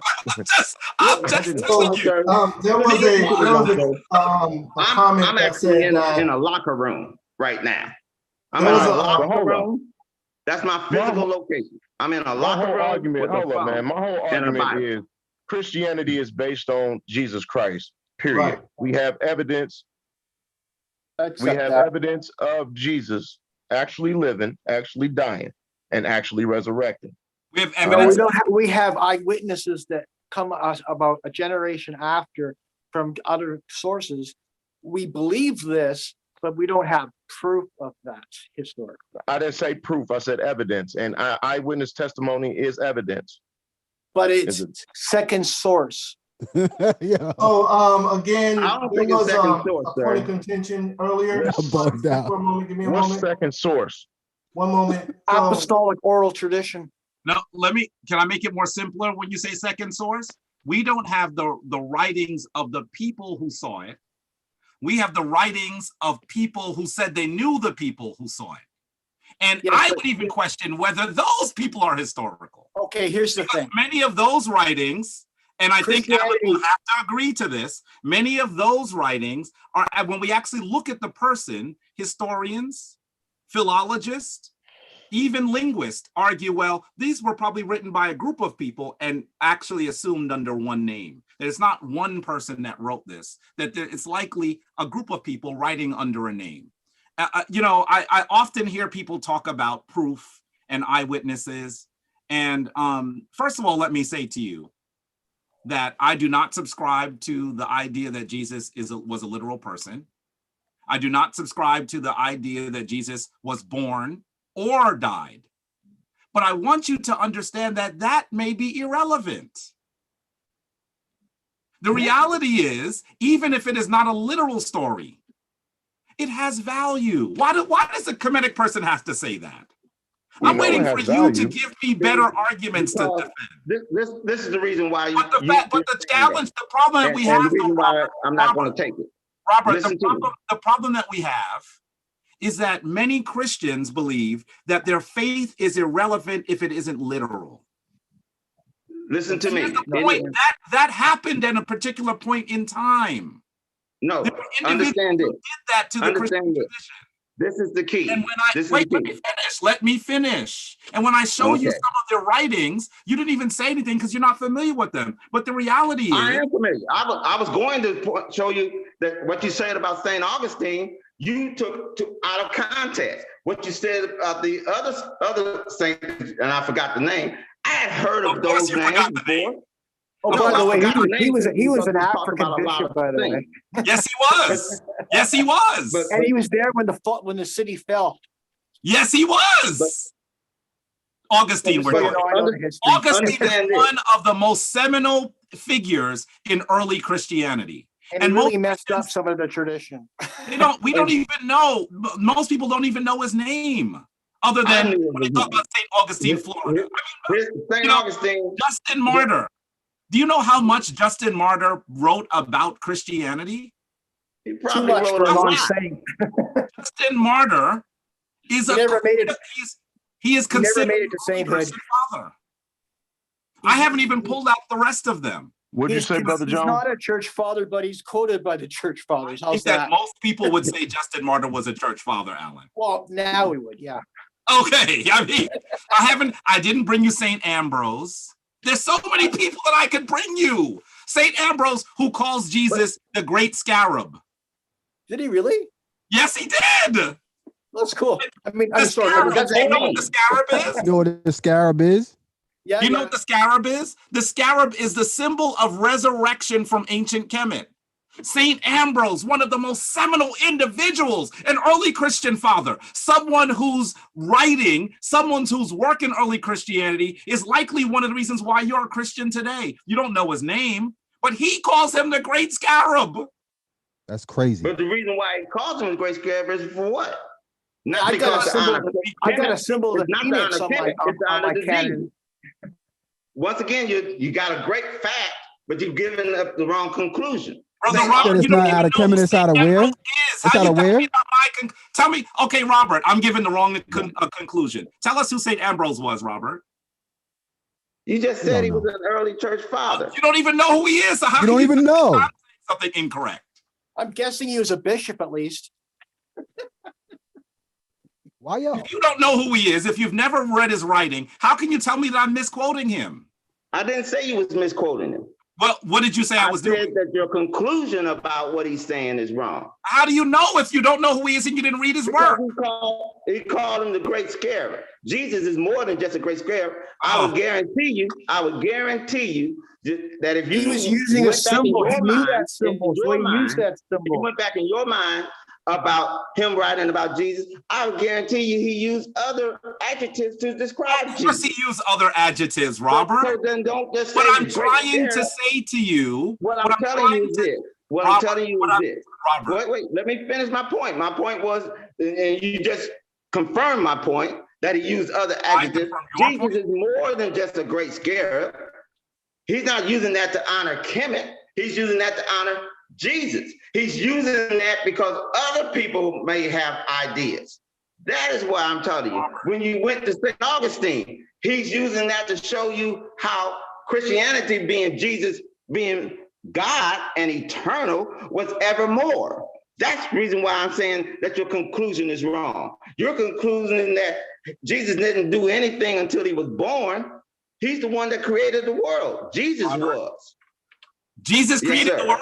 He created the world. All right, so now we got to deal with Genesis and all the rest of the books in the Old Testament, because we got to corroborate what you just said. Now you said that we could put Genesis to the side, but now you're saying that Jesus created the whole world. So now we got to go back to the beginning again and reinstate all of those books. You can't put them to the side, and this is the point that we was trying to make, that you can't put this guy in and insert him and usurp him into history from the beginning of time and then try and throw it away to fit your argument. It won't make no sense. Wait. You have These to are two different explain where he people. came from. These are It's two different crazy. people. Violence right now. Y'all are getting really beat up here. No, we're not getting I don't beat up. think we're Once getting again, beat up you at got all. a You great guys just fact, keep but you got talking. the There's wrong no point conclusion. really being made. Now, the point of it is, when I said Jesus created the world, Robert, that is a direct Jesus quote from the created New the Testament. world. Wait, let me finish. Let me finish. For it pleases the Father that he created the world through Jesus Christ. It is Jesus Christ who created us. that is not what that And passage says. Yes, it does. Read it again. For it pleases the Father that the world was created through Jesus Christ. Oh. Jesus Christ in the beginning, John 1:1. John 1:1. In the beginning was the Word. In the beginning was the Word. The word was God and the word was with God. I thought you was going to say that first. No, because what I'm trying to get you to understand is you saying, well, I go back to Genesis and that throws all that out. No, it confirms all of that. Once again, you got good facts. You guys have great facts. You have the wrong conclusion, and the wrong conclusion about what Christianity actually is. Can I do something? Yes, sir. I have to say to you that I brought a lot of sources. I brought a lot of information, and I haven't even needed to use it. And to some degree, Well, it bothers that's me good. that I want you to come straight from your head. It bothers because me this is what it's all about. It will be casting out pearls to swine. Brother, this is what it's all about. You have to understand that you're talking to someone who studies for 30 years, who has a master's of divinity, you have to understand that what you're saying doesn't even fit into Christendom. You just made a claim. You made a claim, and it's a great claim. You said you had a master's in divinity. In what? Anybody who's got a master in divinity is going to know something about Christianity, okay? That's true. That's true. However, are they steeped in it? Did Oh, they have a misunderstanding of Christianity from the start? Well, then we can argue lot of which people have- Christianity. Mhm. Which Christianity we arguing about? well, listen. Let's I more like to Jesus hear what you Christ. guys. I'd like to hear more about Christianity has 400 different sects, man. So you know, it's like when you look at it, even the three of y'all can't agree on one stance right here on this feed. So when you're trying to put everything in the box here, and we're trying to say, okay, let's look at Christianity as a whole, right? And we're trying to really depict it, break it down, see what it look like. Y'all have to have at least a stance where you can say this is the standard. You see what I'm saying? Like when we deal with Kemet, you know what you're dealing with. You ain't got different. Hold on. You ain't got 400 different Kemites with different views as to what we're looking at. We have a standard. So when you come to the table, at least come with a standard. If you ain't gonna come with that, come with resources to back why your standard is not consistent. We all got the same standard. We all have the understanding that Jesus Christ lived, died, and resurrected. That's our understanding. But that's our faith. That's our belief. And then not only that, William That's the told standard. me, according to William, you guys are not affiliated with the Kemetic tradition that has a Kemetic temple in Chicago. Are you affiliated with that Kemetic? What are you talking I'm not sure if I understand what you're asking. You're challenging his credentials now? What's going on? Yeah, what I'm saying is Kemet has different sects. And I'm willing to bet you that if I brought a Kemet person back from time past, he would be upset that you're even saying that Kemet devolved or Christianity evolved from it, because he says that has nothing to do with the Kemet belief. Okay. Which is the original question: does Christianity take anything from Kemet? And the answer in a word is no. Well, they've been influenced. You can't deny it. Religions See what I'm influence each saying? other. Religions have always influenced each other. I'll give you an example of literalism. Make no idol, right? What's on the Ark of the Covenant? What's in the Ark of the Covenant? What is the Ark of the Covenant? The Ark of the Covenant is two carved angels, not an idol. two carved angels on it. So when you're going literal, so there must be a deeper meaning about idols, right? Because if it meant literally make no idols, then why is the Ark of the Covenant got two carved angels on it?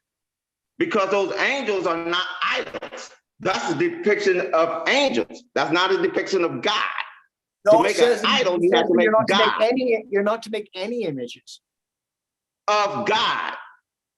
Any images of God. It doesn't say you can't make a statue of a person. So why y'all got images of Jesus Christ in the church? Who created this? We settled that in the 7th century. Once again, those are people that painted Jesus, okay? They painted Jesus, but you're not supposed to worship that picture. Can I ask you a question? We don't worship that picture. I want to shift, because some of the arguments that we're making are, I mean, I think almost everyone realizes that these are not necessarily. Well, I'm totally lost. I wanted to know more like you guys. And now I'm just getting old arguments that I don't really want to be. I'm sorry, I shared too prematurely. Can I you trying to show the facts. Look, all I'm saying is Christianity did not take from Kemet because Christianity was based on Jesus. That's it. I mean, I'm not saying you can. Brian, the challenge is, and I know that you don't necessarily agree with this, but I want to say with you, with all humility and love, that the story of Jesus has many stories that are earlier that are very, very similar. There could be a similar story. They're called the oral tradition. It's actually called the Q or the. Let me finish. The earliest tradition that we can point to that has many of the aspects of that tradition is usually considered to be the story of Asar. And there are other stories in ancient Kemet that have some very, very interesting similarities to them. Sure. And so I would argue, this is my position now that you could disagree with. My position is that the story of Jesus is an echo of traditions, as St. Augustine has told you, that have actually gone back thousands of years before Christianity. Well, that could be a fair interpretation. And as long as we see them as these traditions, these behaviors as important, and we're trying to live our lives in a certain way, instead of trying to make history where history will struggle, instead of trying to say that if you practice one tradition over another, then you must automatically go to hell.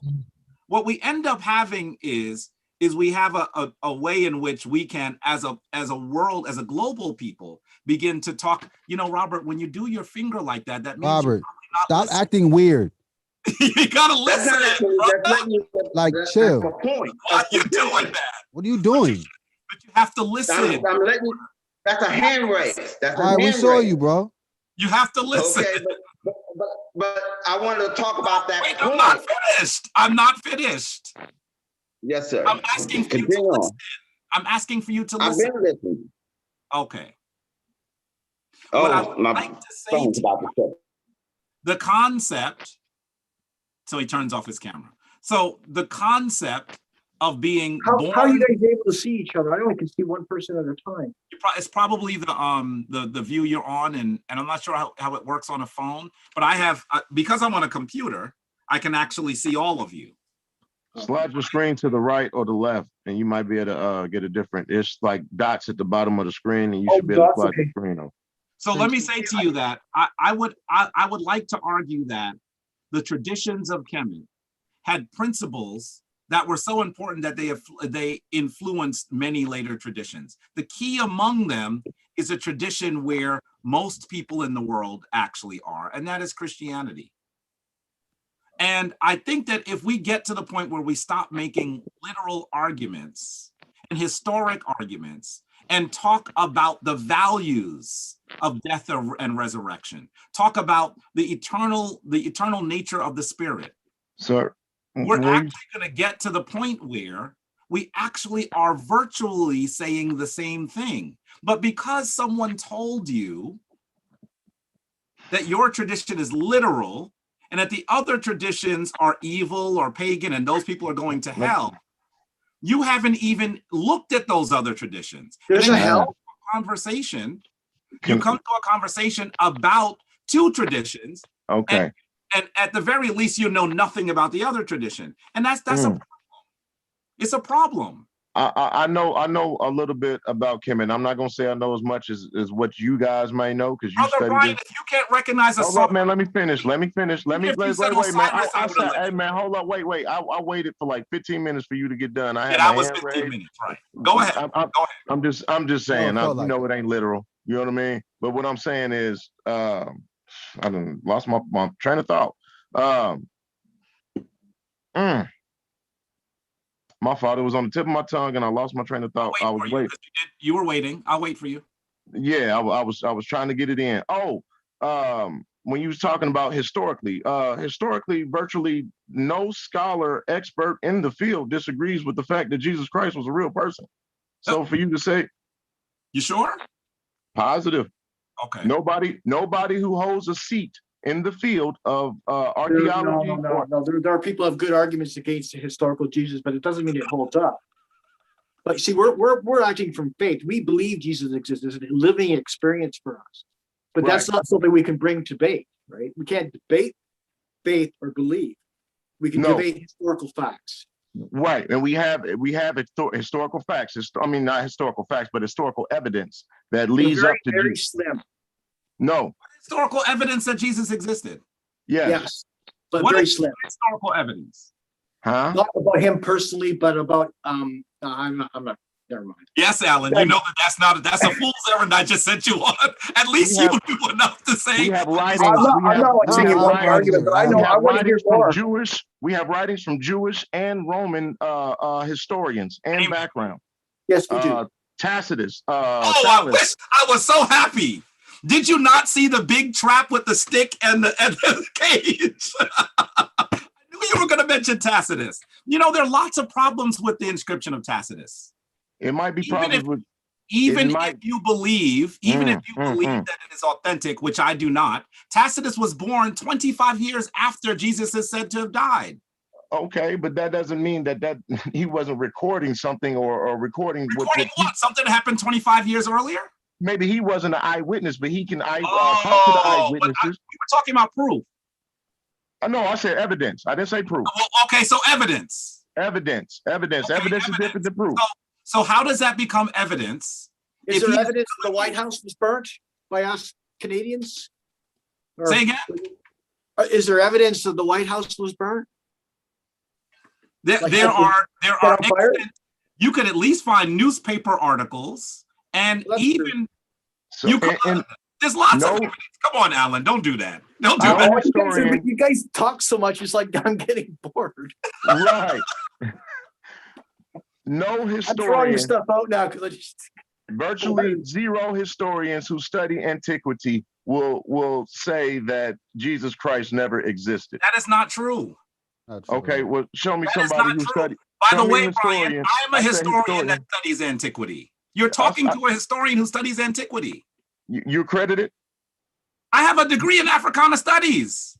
No, that's not historian. That's Africana historian. I'm sorry. You have to understand that when you say history, there are several fields that are in the field of history. Okay, well, antiquity is what I said. I said antiquity. Yes, I get that. I understand what you said. I have taken 3,000 people to the land now known as Egypt. I've been traveling there and doing study tours there. You are an accredited trip. You are, I'm just asking, sir, you are an accredited antiquity historian. So I can Google you and look up all your credits, your degrees as an antiquity historian. Brother, I want you to understand that that's a yes or no question, man. No, but you're asking the wrong question and you don't even know it's the wrong question. You don't even here. Either something is or something isn't. Either something is or something isn't. There is no in between. But listen to what I'm going to say. You are an historian, you study antiquity. Hear what I'm saying to you. I want you to hear what I'm saying. You're asking the wrong question because there are many people who study aspects of the ancient world. Their degrees do not necessarily say antiquities. That's just a fact. Can we just not challenge people's credentials? I don't know why he would want to do that. Because then I would ask you. Okay, yeah, you're right, Alan. Go ahead. So maybe you might disagree, but anybody who has a seat in a university as a scholar in the field of history and antiquities, virtually, you can Google this information. They'd let you know. Nobody would. Robert Price. Huh? I didn't hear you. What you say? I was trying to talk, Dr. Robert Price? You cut me back off. I said, how about Dr. Robert Price? I don't know about Dr. Robert Price. No, you don't. Oh, okay. Well, is he all that stuff about credentials and doctorates and stuff like that? Those are just history. This is just groups of people that give each other, say they have the education. For instance, I do not have a degree by a university saying I'm a theologian, but I have the study. I know it well enough that I could say I'm a doctorate in divinity or something like that. But that means doesn't mean I'm not just because I'm not accredited doesn't mean I don't know my tradition. Right. It doesn't mean that you don't know. I never said it doesn't. I didn't mean myself because I don't even claim to have any credentials. I always get surprised when people challenge credentials because the people who are challenging credentials are usually people that have fewer credentials than the people they're challenging. I have an undergraduate degree and 2 master's degrees. Okay. And what? My undergraduate degree. Why are you challenging his credentials? I don't know why he's doing that. Why are you doing that? I'm not because challenging then I'm ask your you, Brian. You're the one that brought up your credentials. No, you asked me that. No, I said virtually nobody in the field disagrees that Jesus Christ. Said I'm in the field. Okay, well, if you're in the field and you disagree, you're one of. Why would you do that? You know how many? Would I do what? Listen, Brian, there's quite a few people that have that belief that there's. Let me say this to you. There are tens of thousands of scholars, probably even close to 1 million scholars in subsequent fields of that realm. When there are that many people, you could find someone that says anything. To be fair to you, to be fair to you. That's why you'll hear me say scholarly consensus. That's why I said virtually. Virtually nobody disagrees with the fact that Jesus lives. So Maybe I mean, you might 75 have your, years ago. huh? Maybe 75 years ago, but things there in Christian history development, and what we're looking at is that we're challenging a lot of things that we took just for face value. No, I mean, this is information coming from the top scholars of every university. I'm not saying that this is something from the past. This is not old information. This is new information. Matter of fact, look up a guy named a historian who is at I want to say he's at Liberty University, professor, Liberty University? Oh, sorry. Yeah. Not going to accept that guy. Why? What's wrong with Liberty University? Aren't they a fundamentalist evangelical thing that denies science and denies historical facts? No. Not that I know of. I know nothing about. I might be wrong. Brian. Let's. Yeah. I don't want to challenge you. That I agree with you that there's a lot. It's not like there's not like all scholars say that there was no historical Jesus, but there are a lot of them, and they have good and they have evidence that it's hard for us just to say, well, you're wrong. We just have to go, that sucks, because that just we just proved us wrong. But then why get into that argument? I like the other idea. If we get into the idea, what about the faith of what Jesus was teaching? There's faith there. Don't get me wrong. There has to be faith. You know what I mean?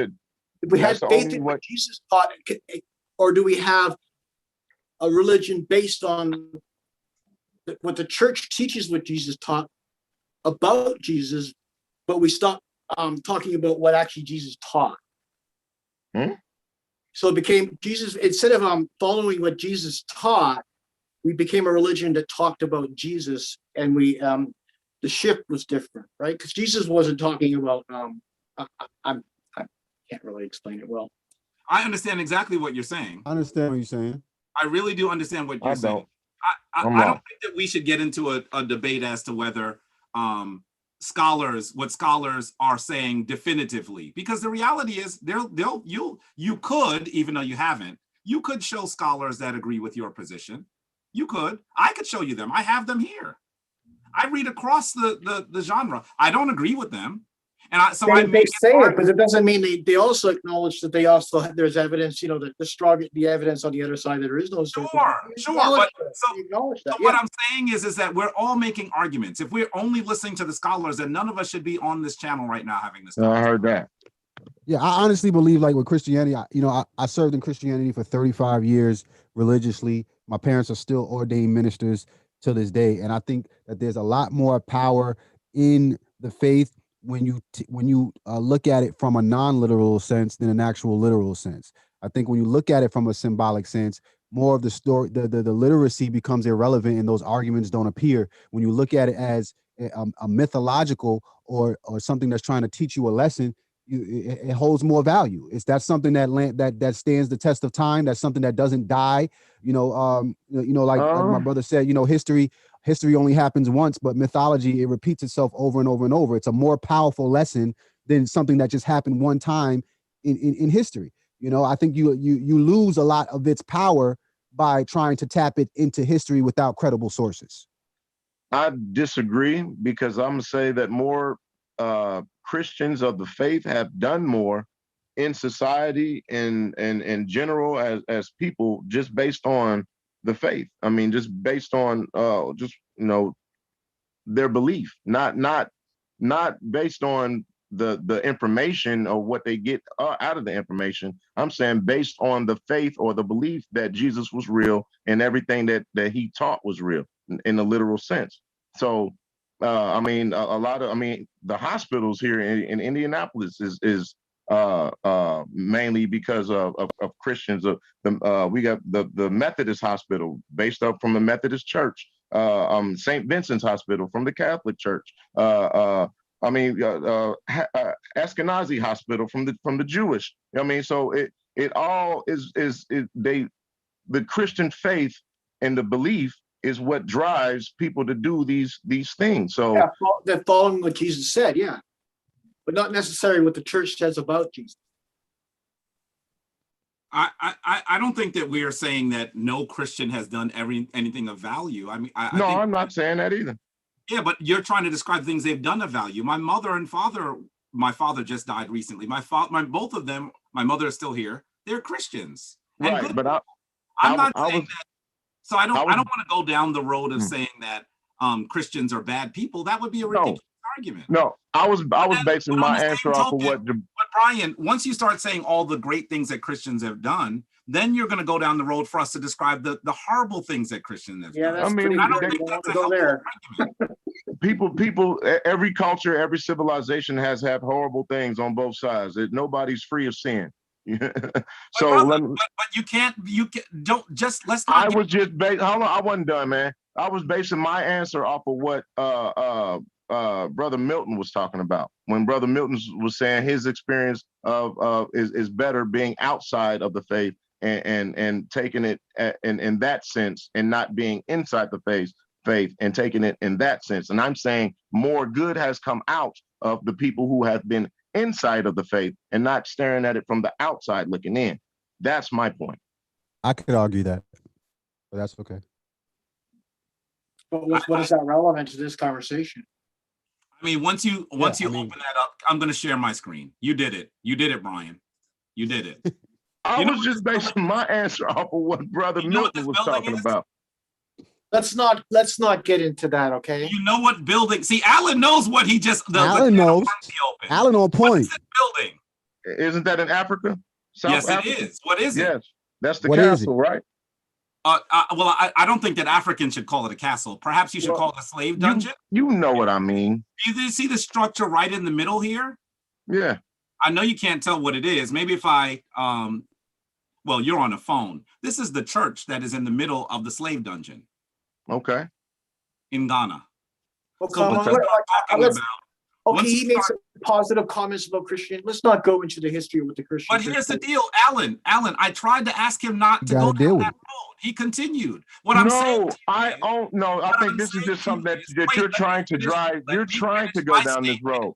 Let I me wasn't finish- trying to go down let that me road. finish my Your statement. point was that you did Let great, me that Christianity finish my did great things statement. based off of what I said. So Just me based finish off of my what you said. You brought it You're up, Brother interrupting Milton, now. not me. Now- You now brought it you're up. yeah, but now we have to beat that Now up you're because that's not true. Now you're Oh, so interrupting. just because I made a response, now we got to go down this road. Now you're You interrupting. want to go down this road, so Now you're let's go interrupting. ahead. Now you're interrupting. I would No, rather I was talking to assign- Brother Milton, man. I would yes, but you're not supposed to be talking. I was talking. Can we have a stick? Maybe you can hold a stick and we can go. Okay, it's my turn. And we Or pretend how like it's about passing from how about screen. a miter? Oh, you guys don't. I have want one. you to oh boy. If And this is just the tip of the iceberg. We ain't even touched the Crusades and none of that type of stuff. Knights of the You Templar. should not have shown that, Alan. Yeah, we just scraping the You surface. talk about the crowd of Dagon? What? Oh, come on! No, wait. It just looks like that.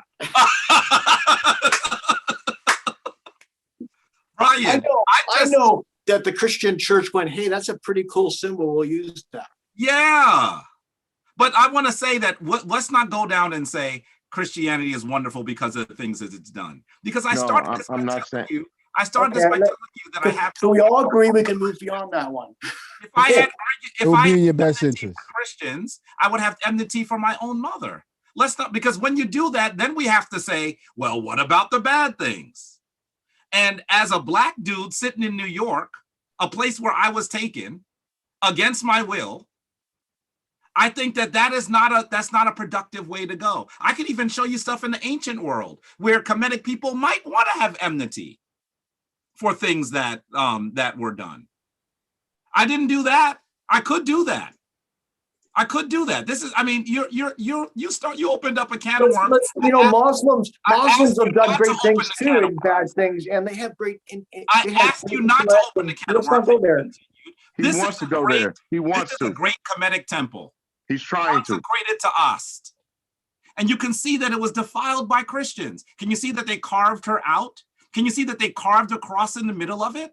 Yeah. Fundamentalists did that. I mean, Yeah. I want to say to you that you have to, if you want to talk about the great stuff, you got to own the bad stuff too. I'm not Let me tell disagreeing you with something. any of that, When I brother. saw King Tut's face, I said myself, whatever was behind this is powerful because it changed my life as a 7-year-old. when I looked on that on Pharaoh's mask. And I looked at that and I said, there must be something powerful behind this. And so, you know, it started me on a path that actually led to Christianity, because this is the culture we're in. If I was in a Muslim country, I'd probably be a Muslim, right? Well, actually not, because I'd probably be like I was a Mormon, so I wasn't really a Christian in a traditional sense. But let's go beyond that. I mean, there's lots of great things the ancient people gave us, and it's all over Christianity. We pulled it out. We wouldn't have much left of Christianity, except I agree with you on the fact that for Christians, the death, the birth, the death, and the burial, and the resurrection, and the ascension are all part of our faith, right? But that's a faith thing, and debating faith in a debate, it's like, first of all, nope, the other side didn't even agree that the Bible was a source that they were going to accept as an authority, right? So how can we have an argument about scripture when it's not their scripture? They could pull up, they've been really nice.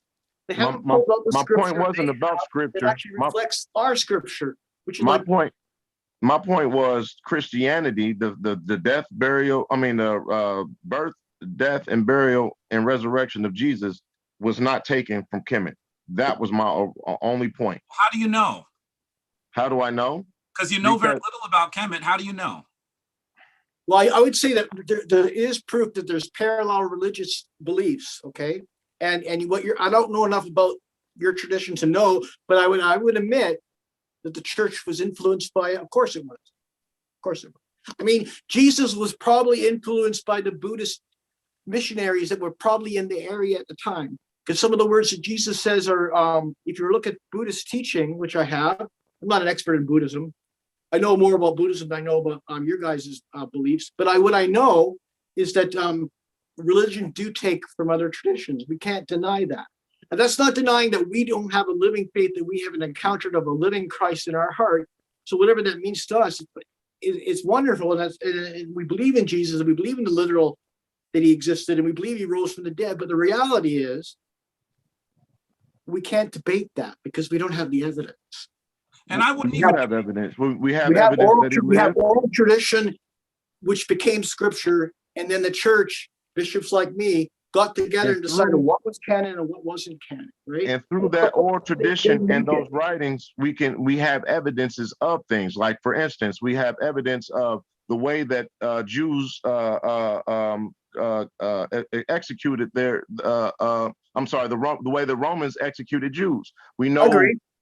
We know about time periods. We know about Pontius Pilate in that time frame. We know about different very scant information about Pilate. Please don't go there. Please don't go there. What's wrong with Pilate? Please don't go there. What's wrong with Pilate? Many scholars have recognized. Wrong with Pilate? The wrong with Pilate is like there's only like one reference of him, maybe. And that's okay, really, but that right there shows that. In addition to that, there seem to be some anachronisms as well. I haven't found any. With the role of those individuals. Okay, well, we can throw Pilate to the side, but look at some of the emperors. Herod. I mean, we got different places of the temples. Like I said, what year did Herod rule? What years did he rule? Man, I got to look at it. I don't know. You are out of your depth, brother. You don't know that. Do this to yourself. I didn't come prepared, so I can get off. You're hitting yourself with it. Don't do that. Don't do that. So because I don't know what year Herod ruled, I'm doing something to myself. Because you're making an argument without the points. You're going way too far. Chronological time frame is very, very important when you're dealing with that. You have to know when they lived, when they died, in order to pinpoint when things happen. Because listen to my point. Listen to my point. My point is we know certain things because of the writings. That's my point. I'm not saying this writing happened at this time period and this happened at this. That's not my point. Y'all taking it somewhere else. My point is we know certain things through the writings, places, locations, names. We know these things, which gives us evidence, is what I'm saying, that Jesus actually lived. So my rebuttal to that is the problem is that we all know and we all can agree that these writings took place. Some of them even you're talking thousands of years after the incident supposedly happened. So it's very easily, it's very easily Hold They on, have brother. C14 Hold on, cultivated. hold on, hold Maybe a on. couple Now, hold generations, on. not 1,000 Hold years. on, There hold you on, go. hold Thank on. you. Even if it's 200 years, right? I Not wasn't even here. that In long. Hold 150 on, AD, brother. they're Hold on, quoting brother. scripture, Hold so on, come hold on. I wasn't here. I wasn't here when my great grandparents were here, right? But I can write about with what their house was, even though I wasn't there. I can write about different things, right? But would I be an accurate depiction of what went on 3 generations ago versus somebody who was actually there and actually wrote it down when it was happening, as it was Okay, happening? hold on a second. I wouldn't be accurate. We're talking from a modern sense, okay, where the written word is Any time frame you could use this back analogy. then, oral tradition was not just a minor thing. It was remembered as a text. They would remember it, Very verbatim. like the Druids. You ever played telephone? You ever played telephone? You ever played telephone? You telling me that they were better back then at telephone than people are today in modern day times? They was just nice like that. That they got everything together, right? Look, That's what you're telling me right now. I don't know if there needs to be a debate about if Jesus existed or not at all, because it's not relevant to the conversation. We're talking about, even I would concede that Christianity has been influenced by the other side here. Okay, we can't deny that. Now, as far as historical Jesus, I believe he existed, but it's a belief. And I believe the oral tradition was true because it's apostolic tradition. We pass it on. Now, oral tradition became written down at least one generation after. And Paul's letters are probably the earliest Christian writings. Okay. Now, but not 1,000 years, but 150 AD, there are people quoting words of what Jesus said, not from the Bible because it's not been written yet. They're quoting sources that were, 75 AD. They're quoting sources that they've heard from the oral tradition, which gets written down later. Okay, so that doesn't mean that there wasn't valid or true passing on of the knowledge. It's just there's not proof of a literal book that was passed, and that's not the way the ancients did it. Oral tradition was very important. It was like, Jesus didn't return. We better write this stuff down, or we're going to lose it. But Alan, the other problem that we have is when we look at the events, very often the time frames in the events don't sync. I mean, I mentioned that Abraham was mentioned as coming from Ur of Chaldea. No one that lived in Ur would use the word Chaldea, and no one that lived in Chaldea would use the name Ur. What I'm saying to you is that is an anachronism. It means that it doesn't fit with the time. And so it's not just people writing things later. It's also when you actually try to situate some of the stories within things that we actually can pin down historically according to dates, they don't often fit. But I'm not saying that the oral tradition always agrees with itself. That's why you have different views in scripture, because you're taking from one source. The Gospels come from one source. So let me ask you this. The source is the tradition, the oral tradition. Here's a way to ask you this question. Brian, what year would you argue Jesus died? 33 AD. What were the years that Herod ruled? I'm not sure. Hold on, let me look. The latest date usually given is 1 BCE. So that means that he would have had ruled 30 years earlier. That's not a problem. Hold on a second. Just kidding. What I'm trying to say to you, when you mention stuff like that and you haven't researched it, you actually are adding problems. Well, don't forget, I didn't come here prepared to debate your religion. I get that, Alan. I get that. Brian was the one that mentioned it.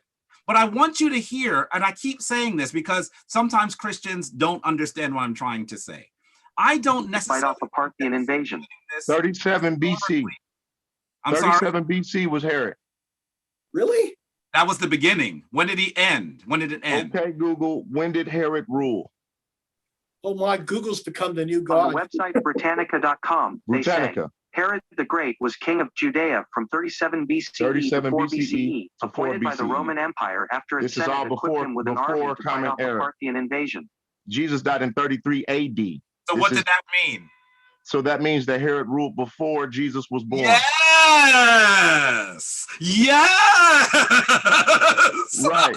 We can stop the tape now. No problem. And Google just told you, Brian. So which Herod? Huh? Google said to you, Brian, there's don't more than say one this. Herod. Is there more than Google one Herod? just embarrassed you. Wait, brother. Is there more, Brother Jones? Is there more than one Herod? Well, let's just say that. Oh, come on. You don't know. There's no evidence. On the grounds that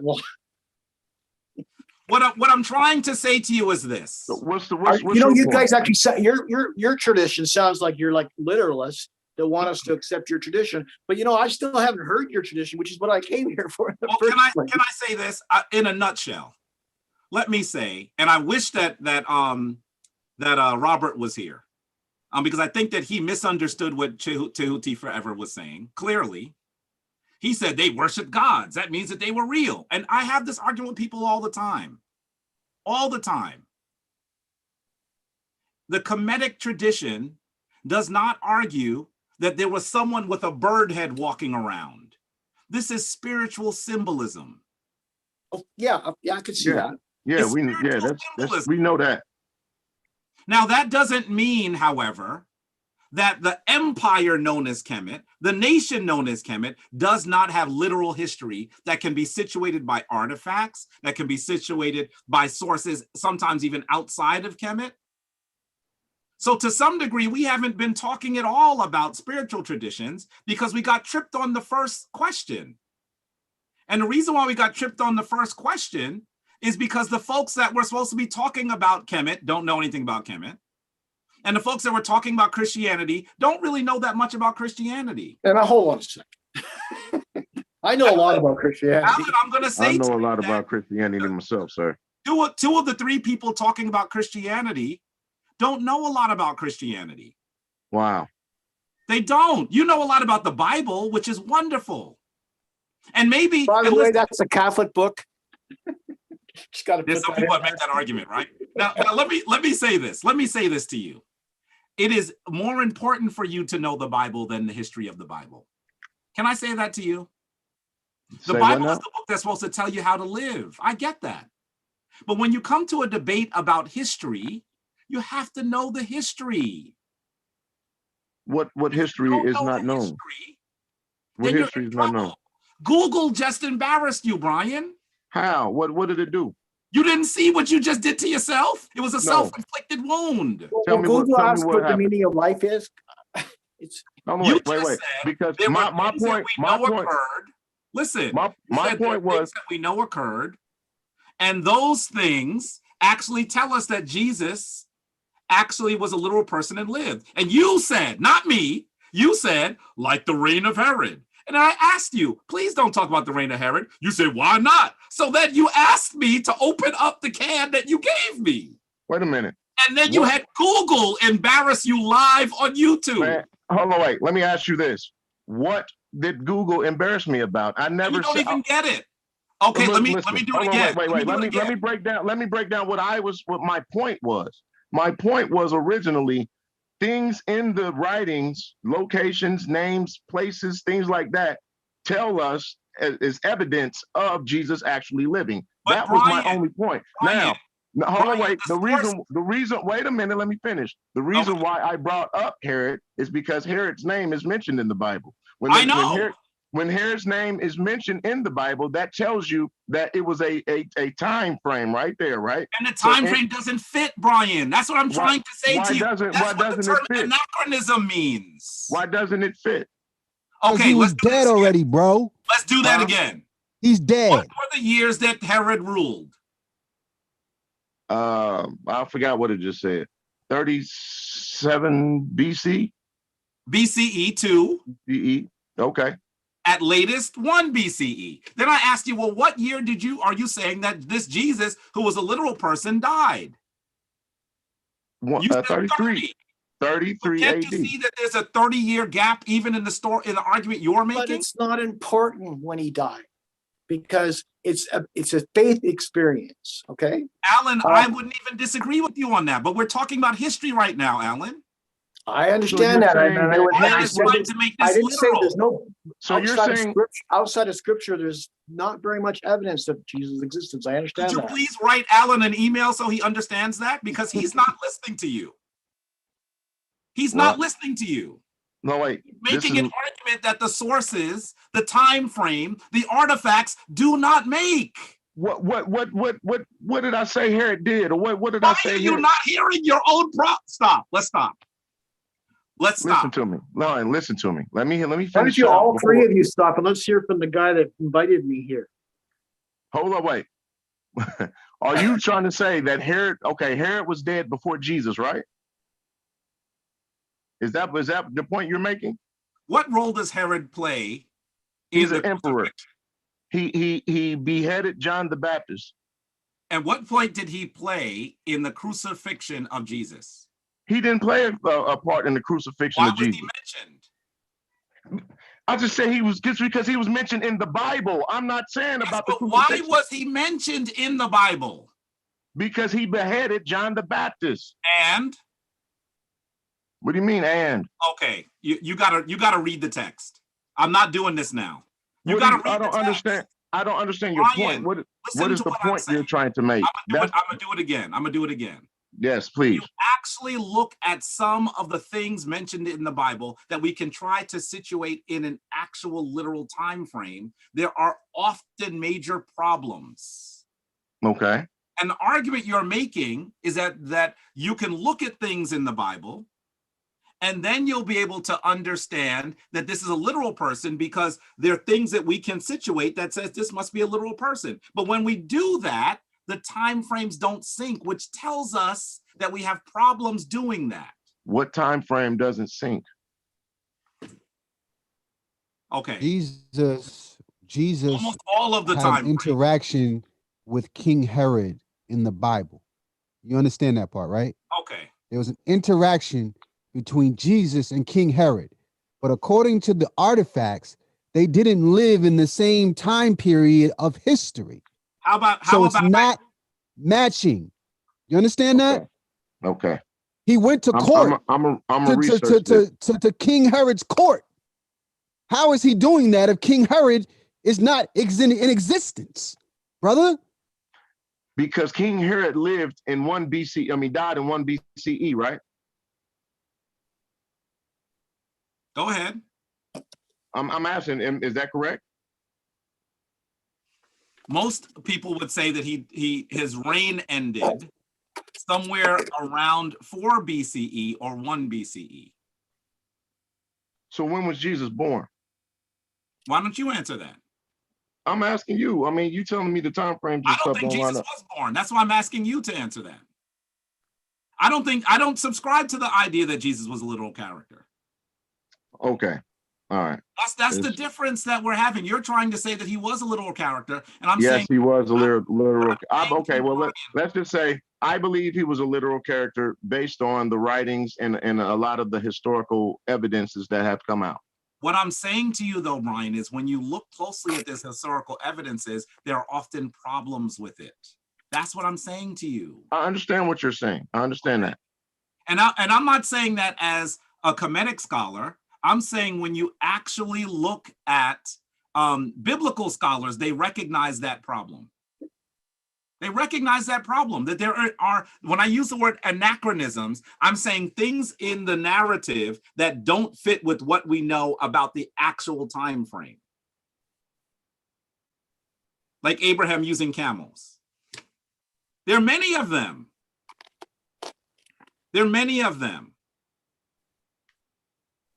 Okay. And so those challenges become a real issue. And I want to be clear to those Christians who are watching. I do not believe that whether your tradition is literal and historical should amount to a hill of beans. Just don't try to now make it literal and historical. That's when we're going to have a problem. If you're talking about something that is myth and saying that the lessons are important to you, I would say go ahead with your bad self. But when you then begin to say that there are things that are literal and historical, then you're going to have a problem. And I think, Brian, you need to look at what some of the problems are. I'm eating chicken in front of you. I'm sorry. Oh, please. I'm saying that you have to look at what some of the problems are. I'm not saying that should mean that you are not a Christian. That's not what I'm saying. Definitely not that. Because you could be a Christian that believes these stories are great stories written by wise men, by the way, only men, but written by men that tell us important things. Could be. But if that's what you said, women had a lot to play in the early movement. They just were erased by Rome. Please, let's not go into women. You're not going to be happy with what comes out. Don't you tell me what I won't be happy with. You're really pissing me off, and not for what you think. You think you know everything, but you're not trying to. I wanted to hear about your tradition to see what it was worth, and all I'm hearing is you trying to. What kind of question do you have? I don't have any question. Why do you need to prove Jesus existed as historically or not? I don't. We don't at all. I don't. For a Christian, yeah, that's important to us. I know, and I'm saying why it shouldn't be, because you can't do it. That's what I'm saying to you. We can do that, and that if you don't understand it, that's okay. Wait. You can do what? What's that? I want you to say. We can both accept that there's a possibility of a literal interpretation for some things, and not some literal interpretations for other things. Now, it's for people like me who are in charge of the apostolic tradition, who, by the way, have more information than the church fathers could ever have, right? So give us, I'm saying for me personally, give me a chance to catch up with that. And what does that mean to my faith? I'll tell you right now, if Jesus didn't exist historically, it doesn't matter because I followed that teaching. I agree with you. But to Christians who take it totally literally, like Adam and Eve are real people, the planet's 6,000 years old, it's going to be some problems, right? But yes, but there's different levels of getting to that, what we believe literally and what we don't believe literally. And this is really not the place for it. We need to get past the literalism. We need to remythologize. You think we need to get past it, but maybe we need some time. I do. It's going to take time. It is. And one of the reasons why we get into this is because when we say, does the Christian tradition come from Kemet? And people say no, they try to make historical arguments. And historical arguments are problematic. You know this, Alan. And I think that Brian and Robert are probably understanding that now. The historical Robert does not. Bingo. They're problematic. We should not be doing that. It's not helpful for your argument. And in fact, I would argue that most of those early Christians that you were talking about in those books, they didn't need to take it literally either. That came later in the 3rd and 4th century. I want you to, I'm giving you some books. Saying, hold on, wait. So you saying the people who said that they were eyewitnesses wasn't recorded to die for their faith? I didn't say that. You saying that they didn't take it literal, like they didn't believe that. So they didn't believe that Jesus Christ was a literal person, but they were willing to go to their grave for it. I would think, now listen, you're not going to believe me on this, but I think there's a really good argument to make that Paul isn't even talking about a literal Jesus. Wow. Because many of the details that we fill into the Jesus narrative, he doesn't mention them at all. He doesn't mention them at all. He never met Jesus when he was alive. He never met Jesus, so he couldn't mention those. Brother, you never met him either, but you're arguing that it's literal. I'm saying that he didn't even do that. Facts. The only reason I could say literally I believe in Jesus is because he's in my heart and I've had an experience, but I can't bring that as a debate question. Right. And it's a matter of faith. With that, Alan, I respect that. But I'm saying when we start talking about history, we have problems. If just because there's lack of evidence doesn't mean there isn't evidence. I would say the early church fathers in 120. Let's see what's the earliest reading. There are early writings that quote scripture, even though obviously they're not quoting the written thing, they're quoting the oral tradition, which goes into the scripture. But that just means that the tradition existed. That doesn't mean that there was a literal tradition, that people literally did something. I'm confused. Sure. I know, Robert, I know. And the reason why I'm confused is I'm going to tell you that they took it literal. When Paul said that he saw Jesus, he's talking literally. he cannot speak to Jesus' earthly ministry because he didn't witness that. So when he says that I actually saw him, I was stricken blind. I was stricken blind for 3 days. Then I got my sight restored. So my sight was restored. So I believe in the Jesus that I saw. I have to take him literally. When Peter talks about, when Peter says that Jesus, thou art the Son of God, I walked with you, I have to take Peter literally. Can I ask you a question? Yes, sir. Okay. Are you someone that argues, that believes that El-Hajj Malik El-Shabazz, Malcolm X, was an important person in our history? I do believe Malcolm X was an important person. Do you know that Malcolm X said that Elijah Muhammad appeared to him in jail? Do you believe him? I know that he believes that. Oh, wait a minute. No. I don't believe. I don't believe that. Don't get slippery now. I'm not getting slippery with you. I'm not getting slippery with you. I know that he actually saw that. No, I don't believe he saw it. I believe I do. I believe he saw that. I don't believe that he actually saw Elijah Muhammad. I believe that he says he saw Elijah Muhammad. And that's the difference. Robert, because you are disagreeing with a person that we know actually lived and based on what they said. And we have. Wait, I did not disagree. But you're saying. No. You're saying that you. Oh, wait, so maybe he's trying to say he saw something else but thought it was Elijah Muhammad. Is that what you're trying to say, Robert? Anyway, let's do this. I can't hear him and you. Listen to what I said. I said that Malcolm X said that he saw Elijah Muhammad in his jail cell. That's not what I asked you. I did not believe. That's not what I asked you. Now you're changing what you said. What did you? No, I did not. Yes, you did. Brother, it's on videotape. It's on videotape. What was your question? What was your question? Did I believe Malcolm X said it? Did I believe that Malcolm X saw Elijah Muhammad? That was your question. That's what I asked you. And you said. And I said, no, I don't believe Malcolm X saw Elijah Muhammad. I believe that Malcolm X said that he saw Elijah Muhammad. See him. I just got to accept he saw him. And the reason why, hold it, and wait, listen to me. And the reason why I said that he saw Elijah Muhammad in his jail cell was because after Malcolm X made his Hajj to Mecca, he realized that Elijah Muhammad was not a prophet that he needed to follow. So what he saw was a vision of his reality, but it was not in fact. And he kind of, and that's the reason why. But they can make that argument against us too, right? I think you're missing the point. I'm not missing the point. That is, I'm telling you exactly what I said.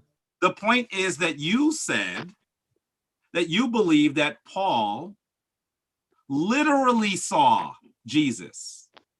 Exactly right. Because it was written. No, because he said he saw him. Because it was written. He didn't say it to you. It was written. And Robert, stop. Wait. Let's agree on the same thing first. You believe that because you read it, because it was written by Paul, right?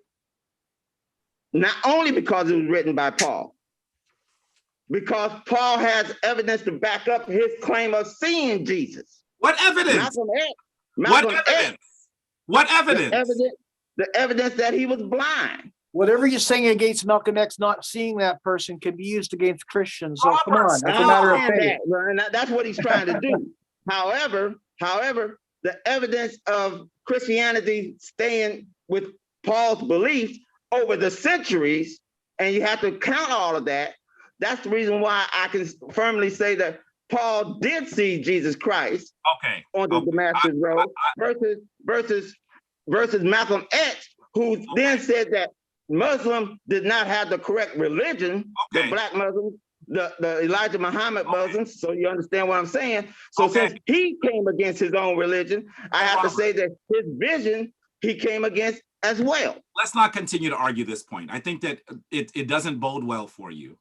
It doesn't bode well for you. I want to ask. Hold on. It doesn't bode well for you. I want to ask if there are, because I think that Alan keeps saying he wants to hear more about our tradition. it's very clear to me that Brian and Robert know just a very little bit about the Kemetic tradition. Are there questions that you have that perhaps Tehuti Forever, Jamar, or even myself could answer? I actually have. I'm actually interested in some of the similarities. I'm not saying that they were directly quoted from that, but there is an idea of parallel religions, right? So there's you could talk about a cosmic Christ in a way, right? Or that image that keeps reappearing.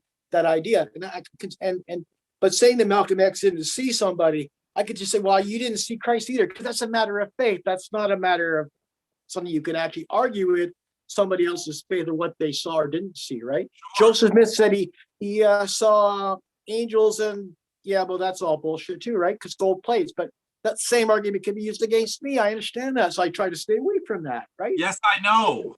But that's not the reality. The reality is, I did come here to. That's not the argument I was talking about.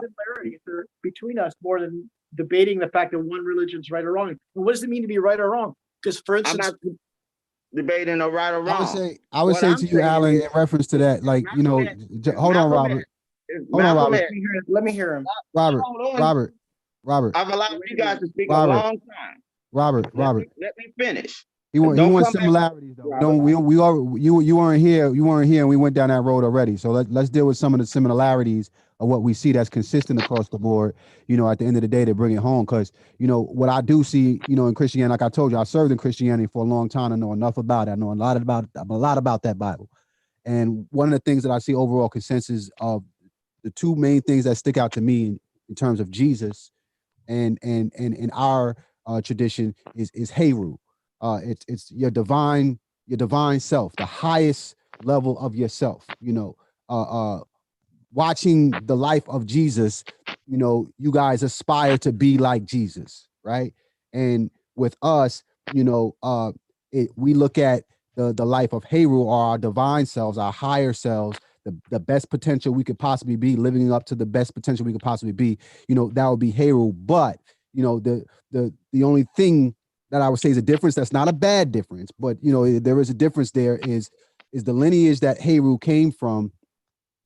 Heru was the accompaniment of his mother and his father, right? And it seems in Christianity that is kind of taken out, and that Jesus was just created by the Father, and the Father alone, using the woman to bring him forth into the world, as opposed to Heru, who is the combination of both of them together in unison, in harmony.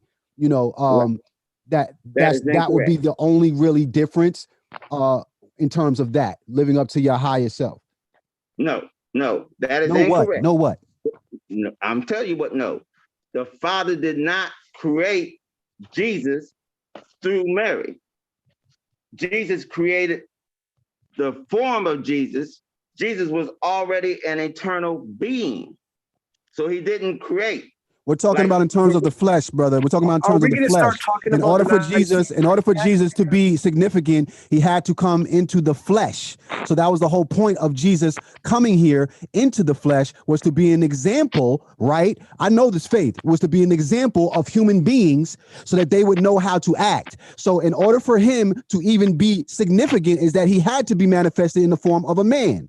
So what I'm trying to tell you, hold on. What I'm trying to tell you is that the difference between him and Heru is that Heru was the accompaniment of both Asar and Aset, which is what created him. It wasn't just Asar saying, okay, I'm going to create Heru and just use a woman, and that's how he going to come here. It wasn't like that. It's every person is the Heru, that higher selves, and you can teeter-totter into that at any time you want. You can be Heru, you can be Asar at any given time, you can be Aset at any time. It's all within us. It's not something that you can separate from one from the other. This is all an accompaniment of us as human beings. Like, you can't be God in your faith. You can't be God. In us, we are it. It is us. It all flows through us. We are one and the same.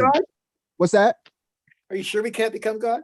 Well, you, according to the faith, God is a higher power than you, right? So with us, one interpretation of Christianity, I would agree. Yes, I know you have many different sects. Forms of Christianity that talk about the Gnostics, for instance, do talk about being being divine. The Yes. idea Yes, but not God. You wouldn't be the creator, right? You wouldn't be the one that created the universe. Which right? was Jesus Christ. I haven't heard any Christians say that. But You know what Alan, I'm saying? So we aren't pressed to find the Gnostics today. That's an unless it's something that I missed. I never heard a Christian say as an example. Just an example. Like we believe we always were. We were here since the beginning of time. Die out. Some of them were massacred. Let's stop using euphemisms. Right. Well, the Gnostic religion is not today, like you said. And you I see what you mean. I should never open that can of worms. I'm getting it now.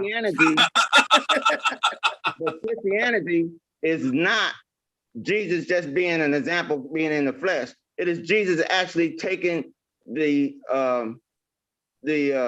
punishment. Yeah, the punishment for everybody else and leading the perfect life that nobody else can see it that way. They don't see that a need for a divine sacrifice. And Eastern Christianity is older than Roman Christianity. All Christians, if you're Christian, you're saying that the sacrifice that God made, which is the gospel, according to 1 Corinthians chapter 15, verses 1-4, that is the gospel that we use today. The gospel of the kingdom. I told you can't use our scripture as a tool to argue with other people. Talking about Christianity, if I'm talking about Christianity, just like he can use Haru talking about Kemet, that's why I'm showing the difference between these guys are little people.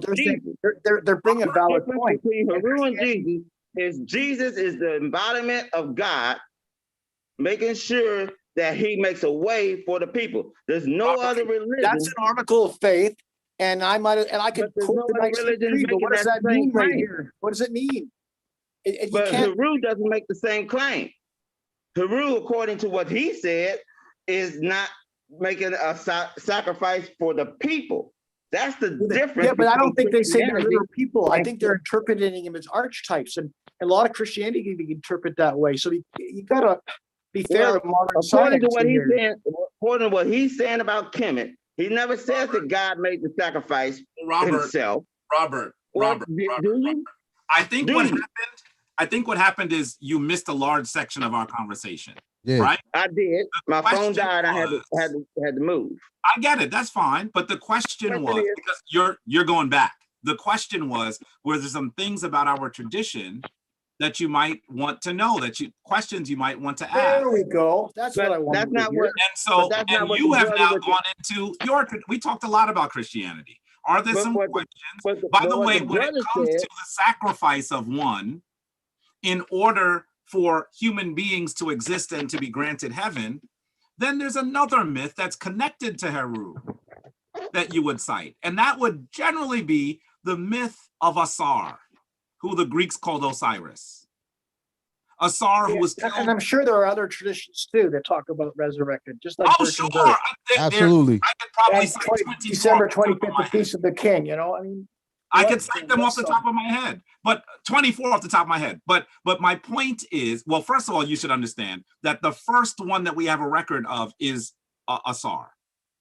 And then in many of those other traditions, they actually tell us that they are basing theirs on Asar.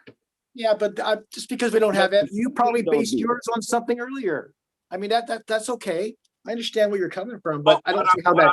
Just share more about your beliefs and what the similar teaching. We also have what we call Set, right? Which you would call Satan, which would be an archetypes are pretty similar, yeah. Right, it's pretty similar in that case where Set would be the lower self. That would be similar, but the difference is, Set also at times can be a friend to you as well. Set can be somebody that actually comes in and helps you in certain cases and has your back in certain cases. It's not necessarily something that's always evil and always out to kill you. So, understanding Satan in the Christian tradition, if you go back to the Jewish things, he was just he had a role. He doesn't necessarily was evil. We understand that. I like that. I like that, Alan. I like you said that. Because it helps to really understand the connection there. with that it was more, he was more of a role player because, you know, just logically, right? If we look at it, right? I'm not saying that's my view. I'm just saying No, that you could, I get it. interpret I get it. But where we, from my perspective, right? And all Kemites not even be able to rock with this, but I look at this when I look at Christianity, right? And I say, you know, God being all powerful, right? Considering he had the ability to kill Satan whenever he felt like it, but he did it. Okay. He kept Satan here, killed the entire population of human beings at one point, but still kept Satan. So clearly Satan has a role here to play in the accompaniment of the universe. He's not something that is just, oh yeah, we got to seek out to go and kill this guy. Satan clearly has a connection with God that maybe we don't understand here. You see what I mean? So there's levels to this. Because at any given time, hush, Robert, I'm talking. At any given time, he could have wiped out Satan, considering we say he's the almighty God and he is all powerful, but he didn't do that. And at the same time, we'll say that he's of faith then. But also, hold on, I'm gonna let you speak. But then we also say that God is all good, right?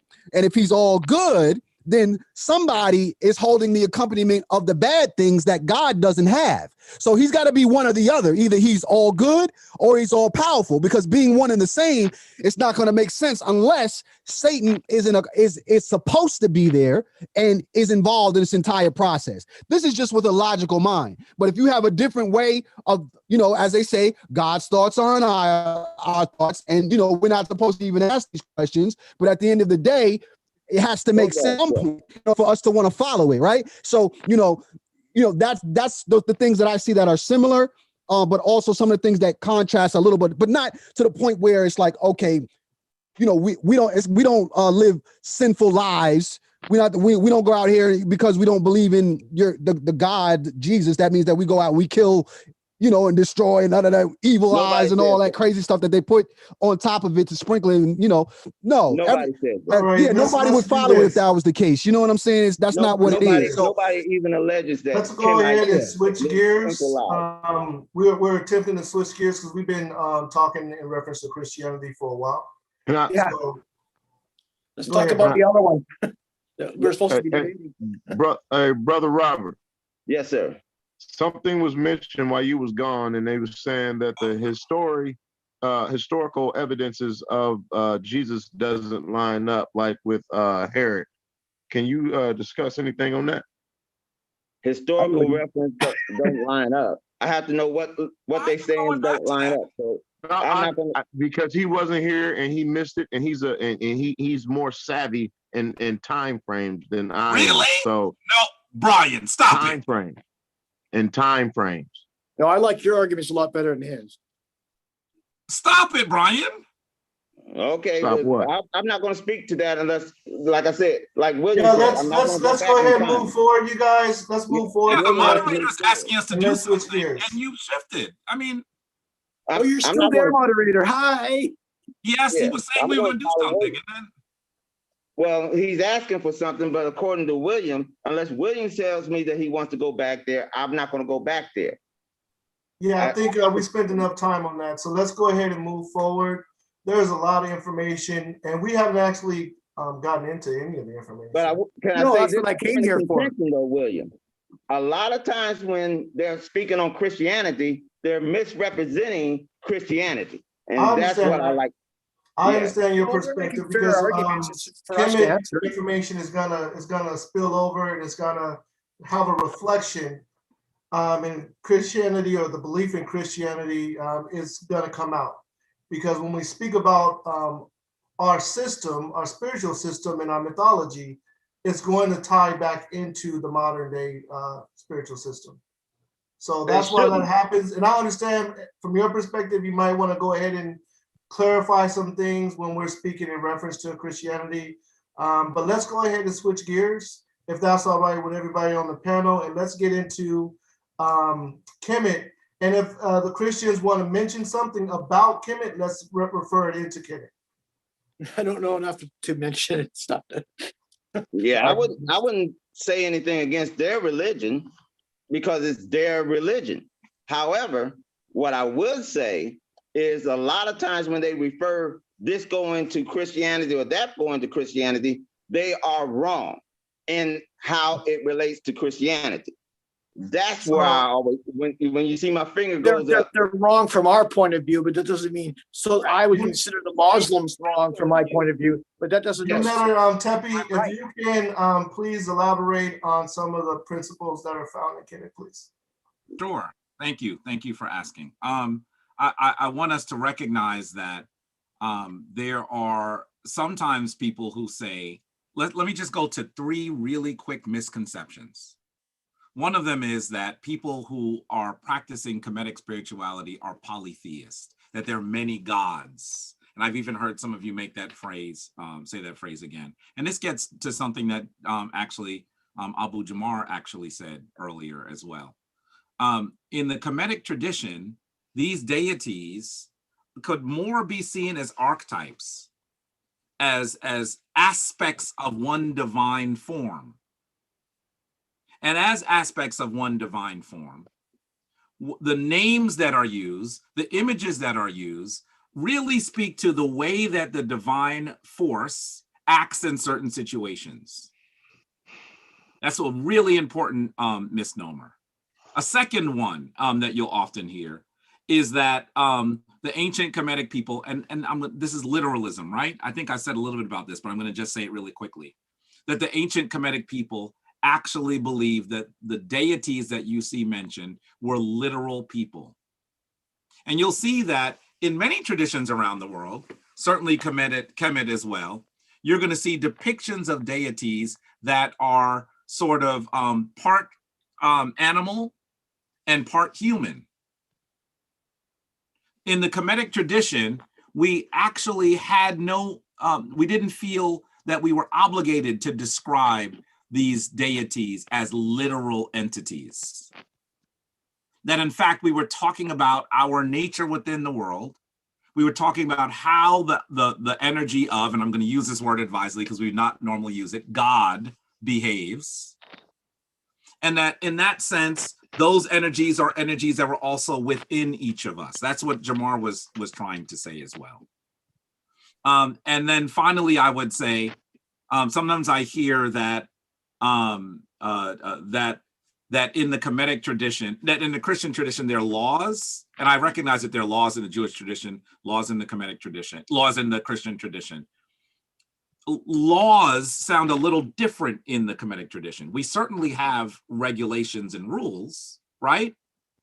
But instead of using those regulations and rules as things that say that we are not actually sacred and holy, those laws are supposed to be things that tell us that we are divine and that we have to come into a better sense of what our actual nature is. When we come into a better sense of our nature is, what our nature is, that we actually are divine. And in doing that, we have all of the powers, the rights, the responsibilities of the divine in the universe. Now we understand our responsibility. And so our path is to mature into our actual divine selves. Some people might say that we are gods. I don't like the word God. Obviously, it comes from another tradition. But maybe we would say that we are the Netiru. Anuk Asar, Anuk Ast, Anuk in Bedhet. That means I am Asar.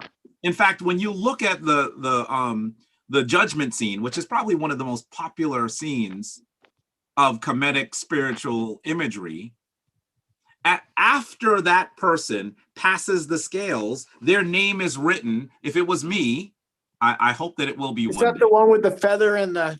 Yes. In the heart. Okay. Yep. Then the person is written as Jabari Osaze, because now this person is Asar. And so this is another. And that's where we see the image of the Pharaoh becoming that, right? Because he's got the money that. Not just the Pharaoh. No, the images that you see, the images that you see are likely not people who are pharaohs. These are people who. No, I was talking about Pharaoh in general. Yeah, no, but the judgment scene. More the ruling class or the upper class. The judgment scene is likely not the ones that you're most familiar with are not pharaohs at all, right? No, I understand that. I'm talking about the pharaoh becoming God. That's part of the tradition, right? Your divine self, recognizing becoming divine. I think that this is a common misconception. We do see that the king actually is divine, but that is not restricted just to the king. The fundamental principle of Kemetic spirituality is that we're all divine. Yeah, didn't I say that he just had the money to leave the evidence? Yeah, that's I didn't hear you say that, but yeah, that's probably true. Okay. So I'm gonna show this scene really quickly, and then I'm gonna be quiet, and you can ask questions or whatever. This is the judgment scene, right? Particularly of Hunefer. Hey, that hat looks familiar. Yeah, you've probably seen Hunefer. You've probably seen this scene. No, I mean, it looks like I have a hat like that. Which one? This one here? Yes. Alan, if you do that, Brian and Robert are gonna go crazy right now. Oh, okay. Sorry, that's nothing like my hat. But you can see here that after I'm not gonna describe the whole thing. But you can see after Hunefer his heart is weighed by the scale, and his heart is lighter than the feather of Ma'at. Right. Ma'at being the central principle of goodness, of the moral ethic of ancient Kemet. Just to stop you for a second, isn't there a movie that actually describes all of this? Not well. I watched something that had all of this, right down to the feather and judging. Yeah, not well. You're probably thinking of Gods of Egypt. That was terrible. Well, I obviously knew it wasn't going to be that great. It had a lot of imagery, but if you understand the text, it was really, really bad. Okay. It was really bad. I haven't read the text. I couldn't really judge it. Yeah, I mean, it had wonderful imagery in some instances. It was helpful for me. Yeah, but in terms of so was seeing King Tut's death match.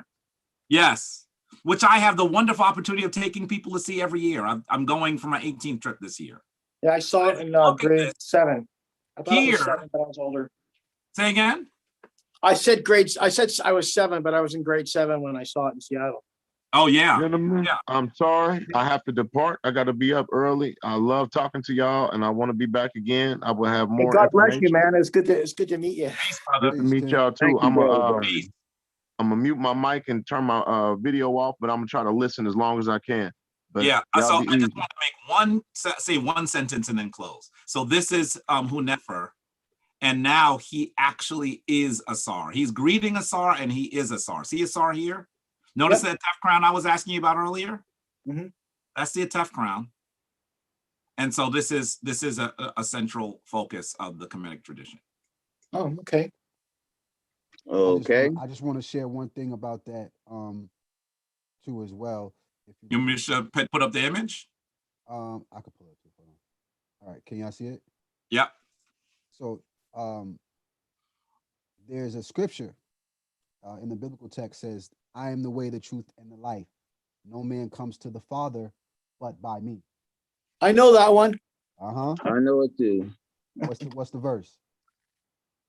I just heard what you just said. I heard that was not just a Christian scripture that never mind. I'm getting lost track here. But if you look at the scene here, if you notice, Heru, which is what I told you was a representative like Jesus, right?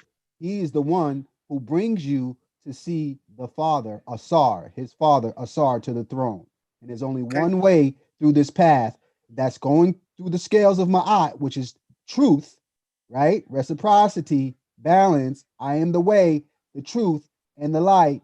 No man comes to the Father but by me. You see that?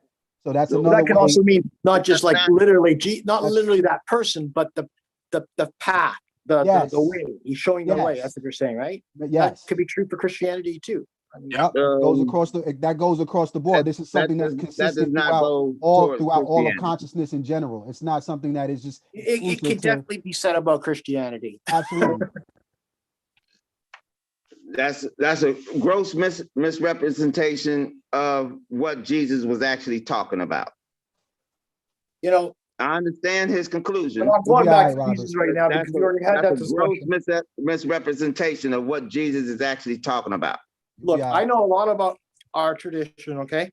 And I see the similarities in that, and I could easily say I am the where he gets his similarity. the path, the practice I'm doing, that's how you get there. So we could get there. So that point can be made. It can be made. Okay. They're sharing their tradition, and it looks a lot like our tradition. And his tradition is fine.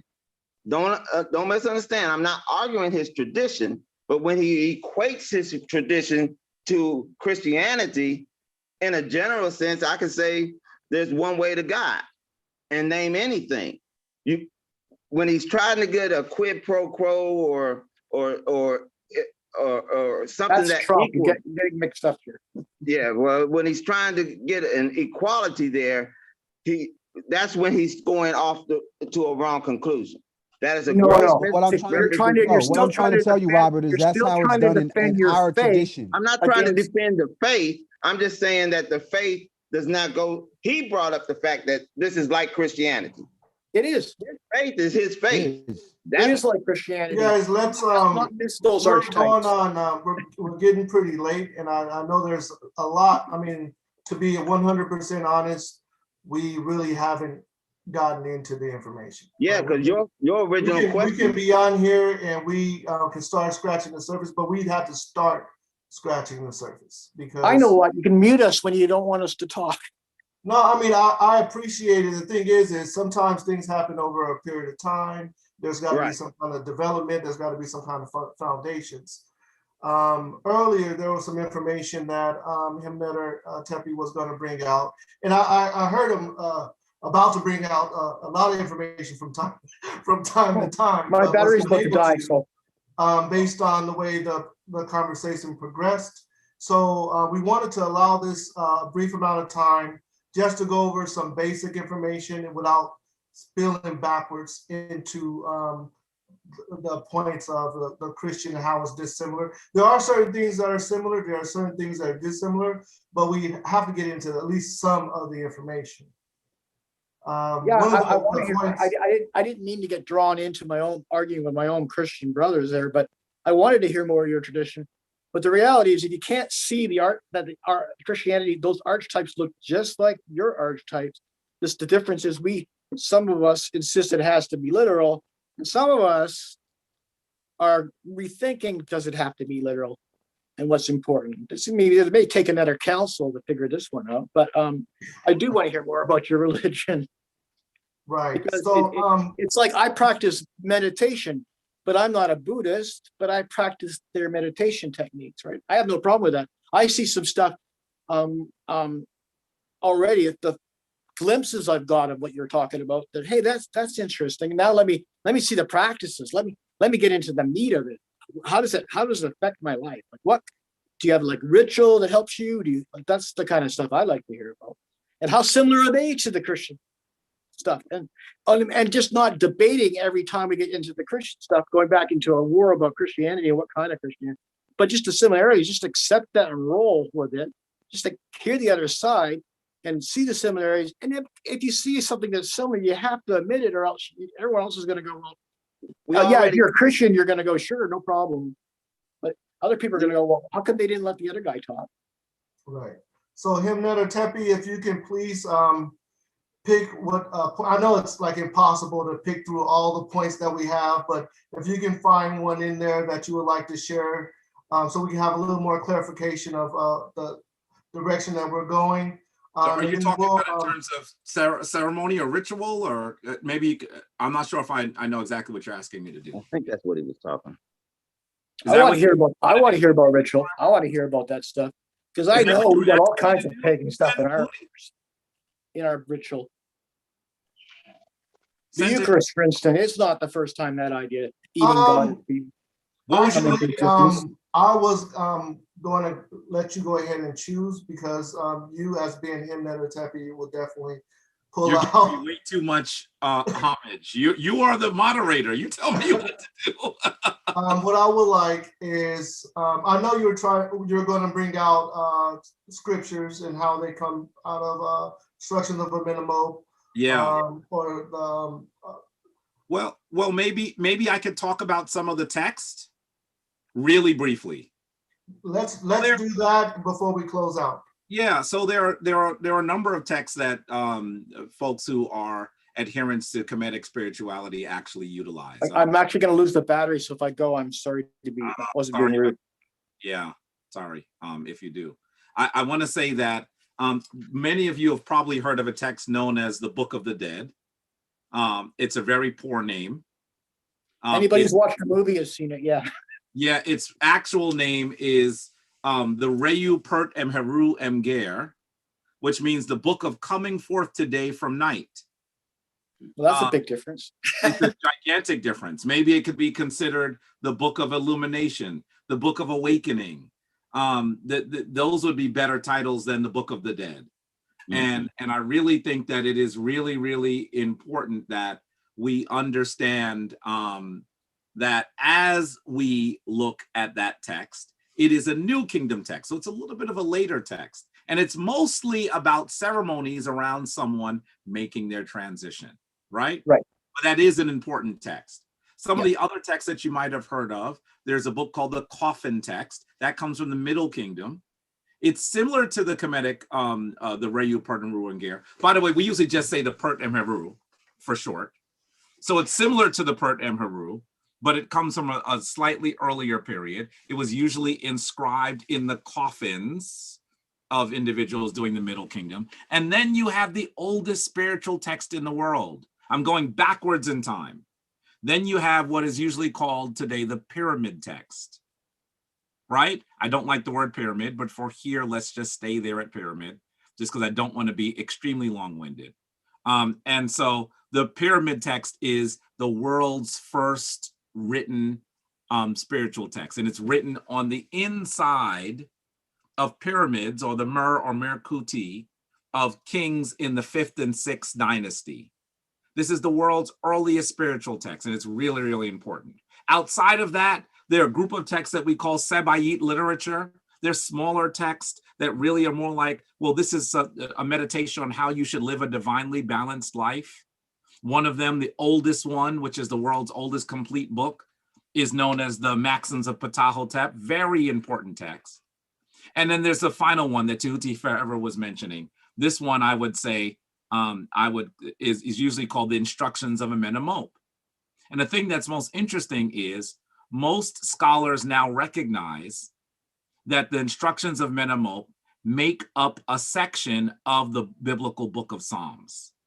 That literally the biblical book of Psalms takes some things, we could even say verbatim, from the instructions of I would say that. I've seen the comparison. Yeah, and so this is an important thing that most people are not aware of, that are not familiar with.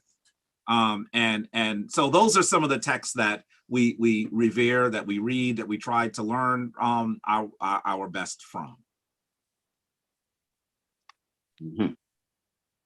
And out of that, I would say, just to veggie back off what he was saying, the pyramid text, you're going to find a lot of stuff from the pyramid text in the biblical text verbatim.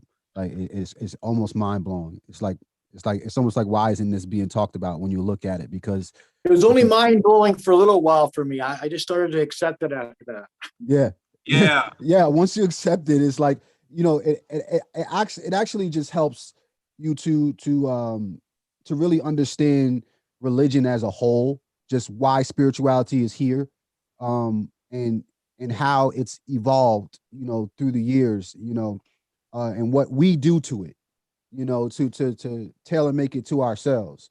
You see what I'm saying? And I think that the more that we entertain the idea and the approach of looking at the similarities, I think we as a people will realize that we all have pieces to this puzzle of the universe, and everybody's relevant. Everybody's story is important, what they've gone through. And I think that it's necessary. What you've learned, and these discussions like this, are important. These are the things that take us one step further to our higher selves. Yeah. So you guys, this has been a great debate. I would like to move into our closing. If I can start with Robert, if you want to go ahead and close out, Robert. Okay. Yes, sir. What I'm going to say is simply this. As far as a relationship between man and God, like I quoted earlier in Romans, God has always tried to get to man. Man sometimes in his imagination has changed of things. And so God and Christianity, therefore, did not take anything from any other religion. Is there a similarity? I'll quote Bruce Lee. Bruce Lee said that until a man grows a third arm, there's only really one way of fighting, even though you have all these different things like Kung Fu and karate. You can only punch, kick, hit with your head so many different ways. And so what Kemet is always saying about Christianity is just the same similarity between karate and Kung Fu. Right. If you understand Okay. That's a bad I argument. definitely understand it. Mr. Jones, Alan Jones, if you want to go ahead and say a few words in closing, please. I'm losing my volume now too. I'll have to listen to this after. We can hear you, sir. It's on me.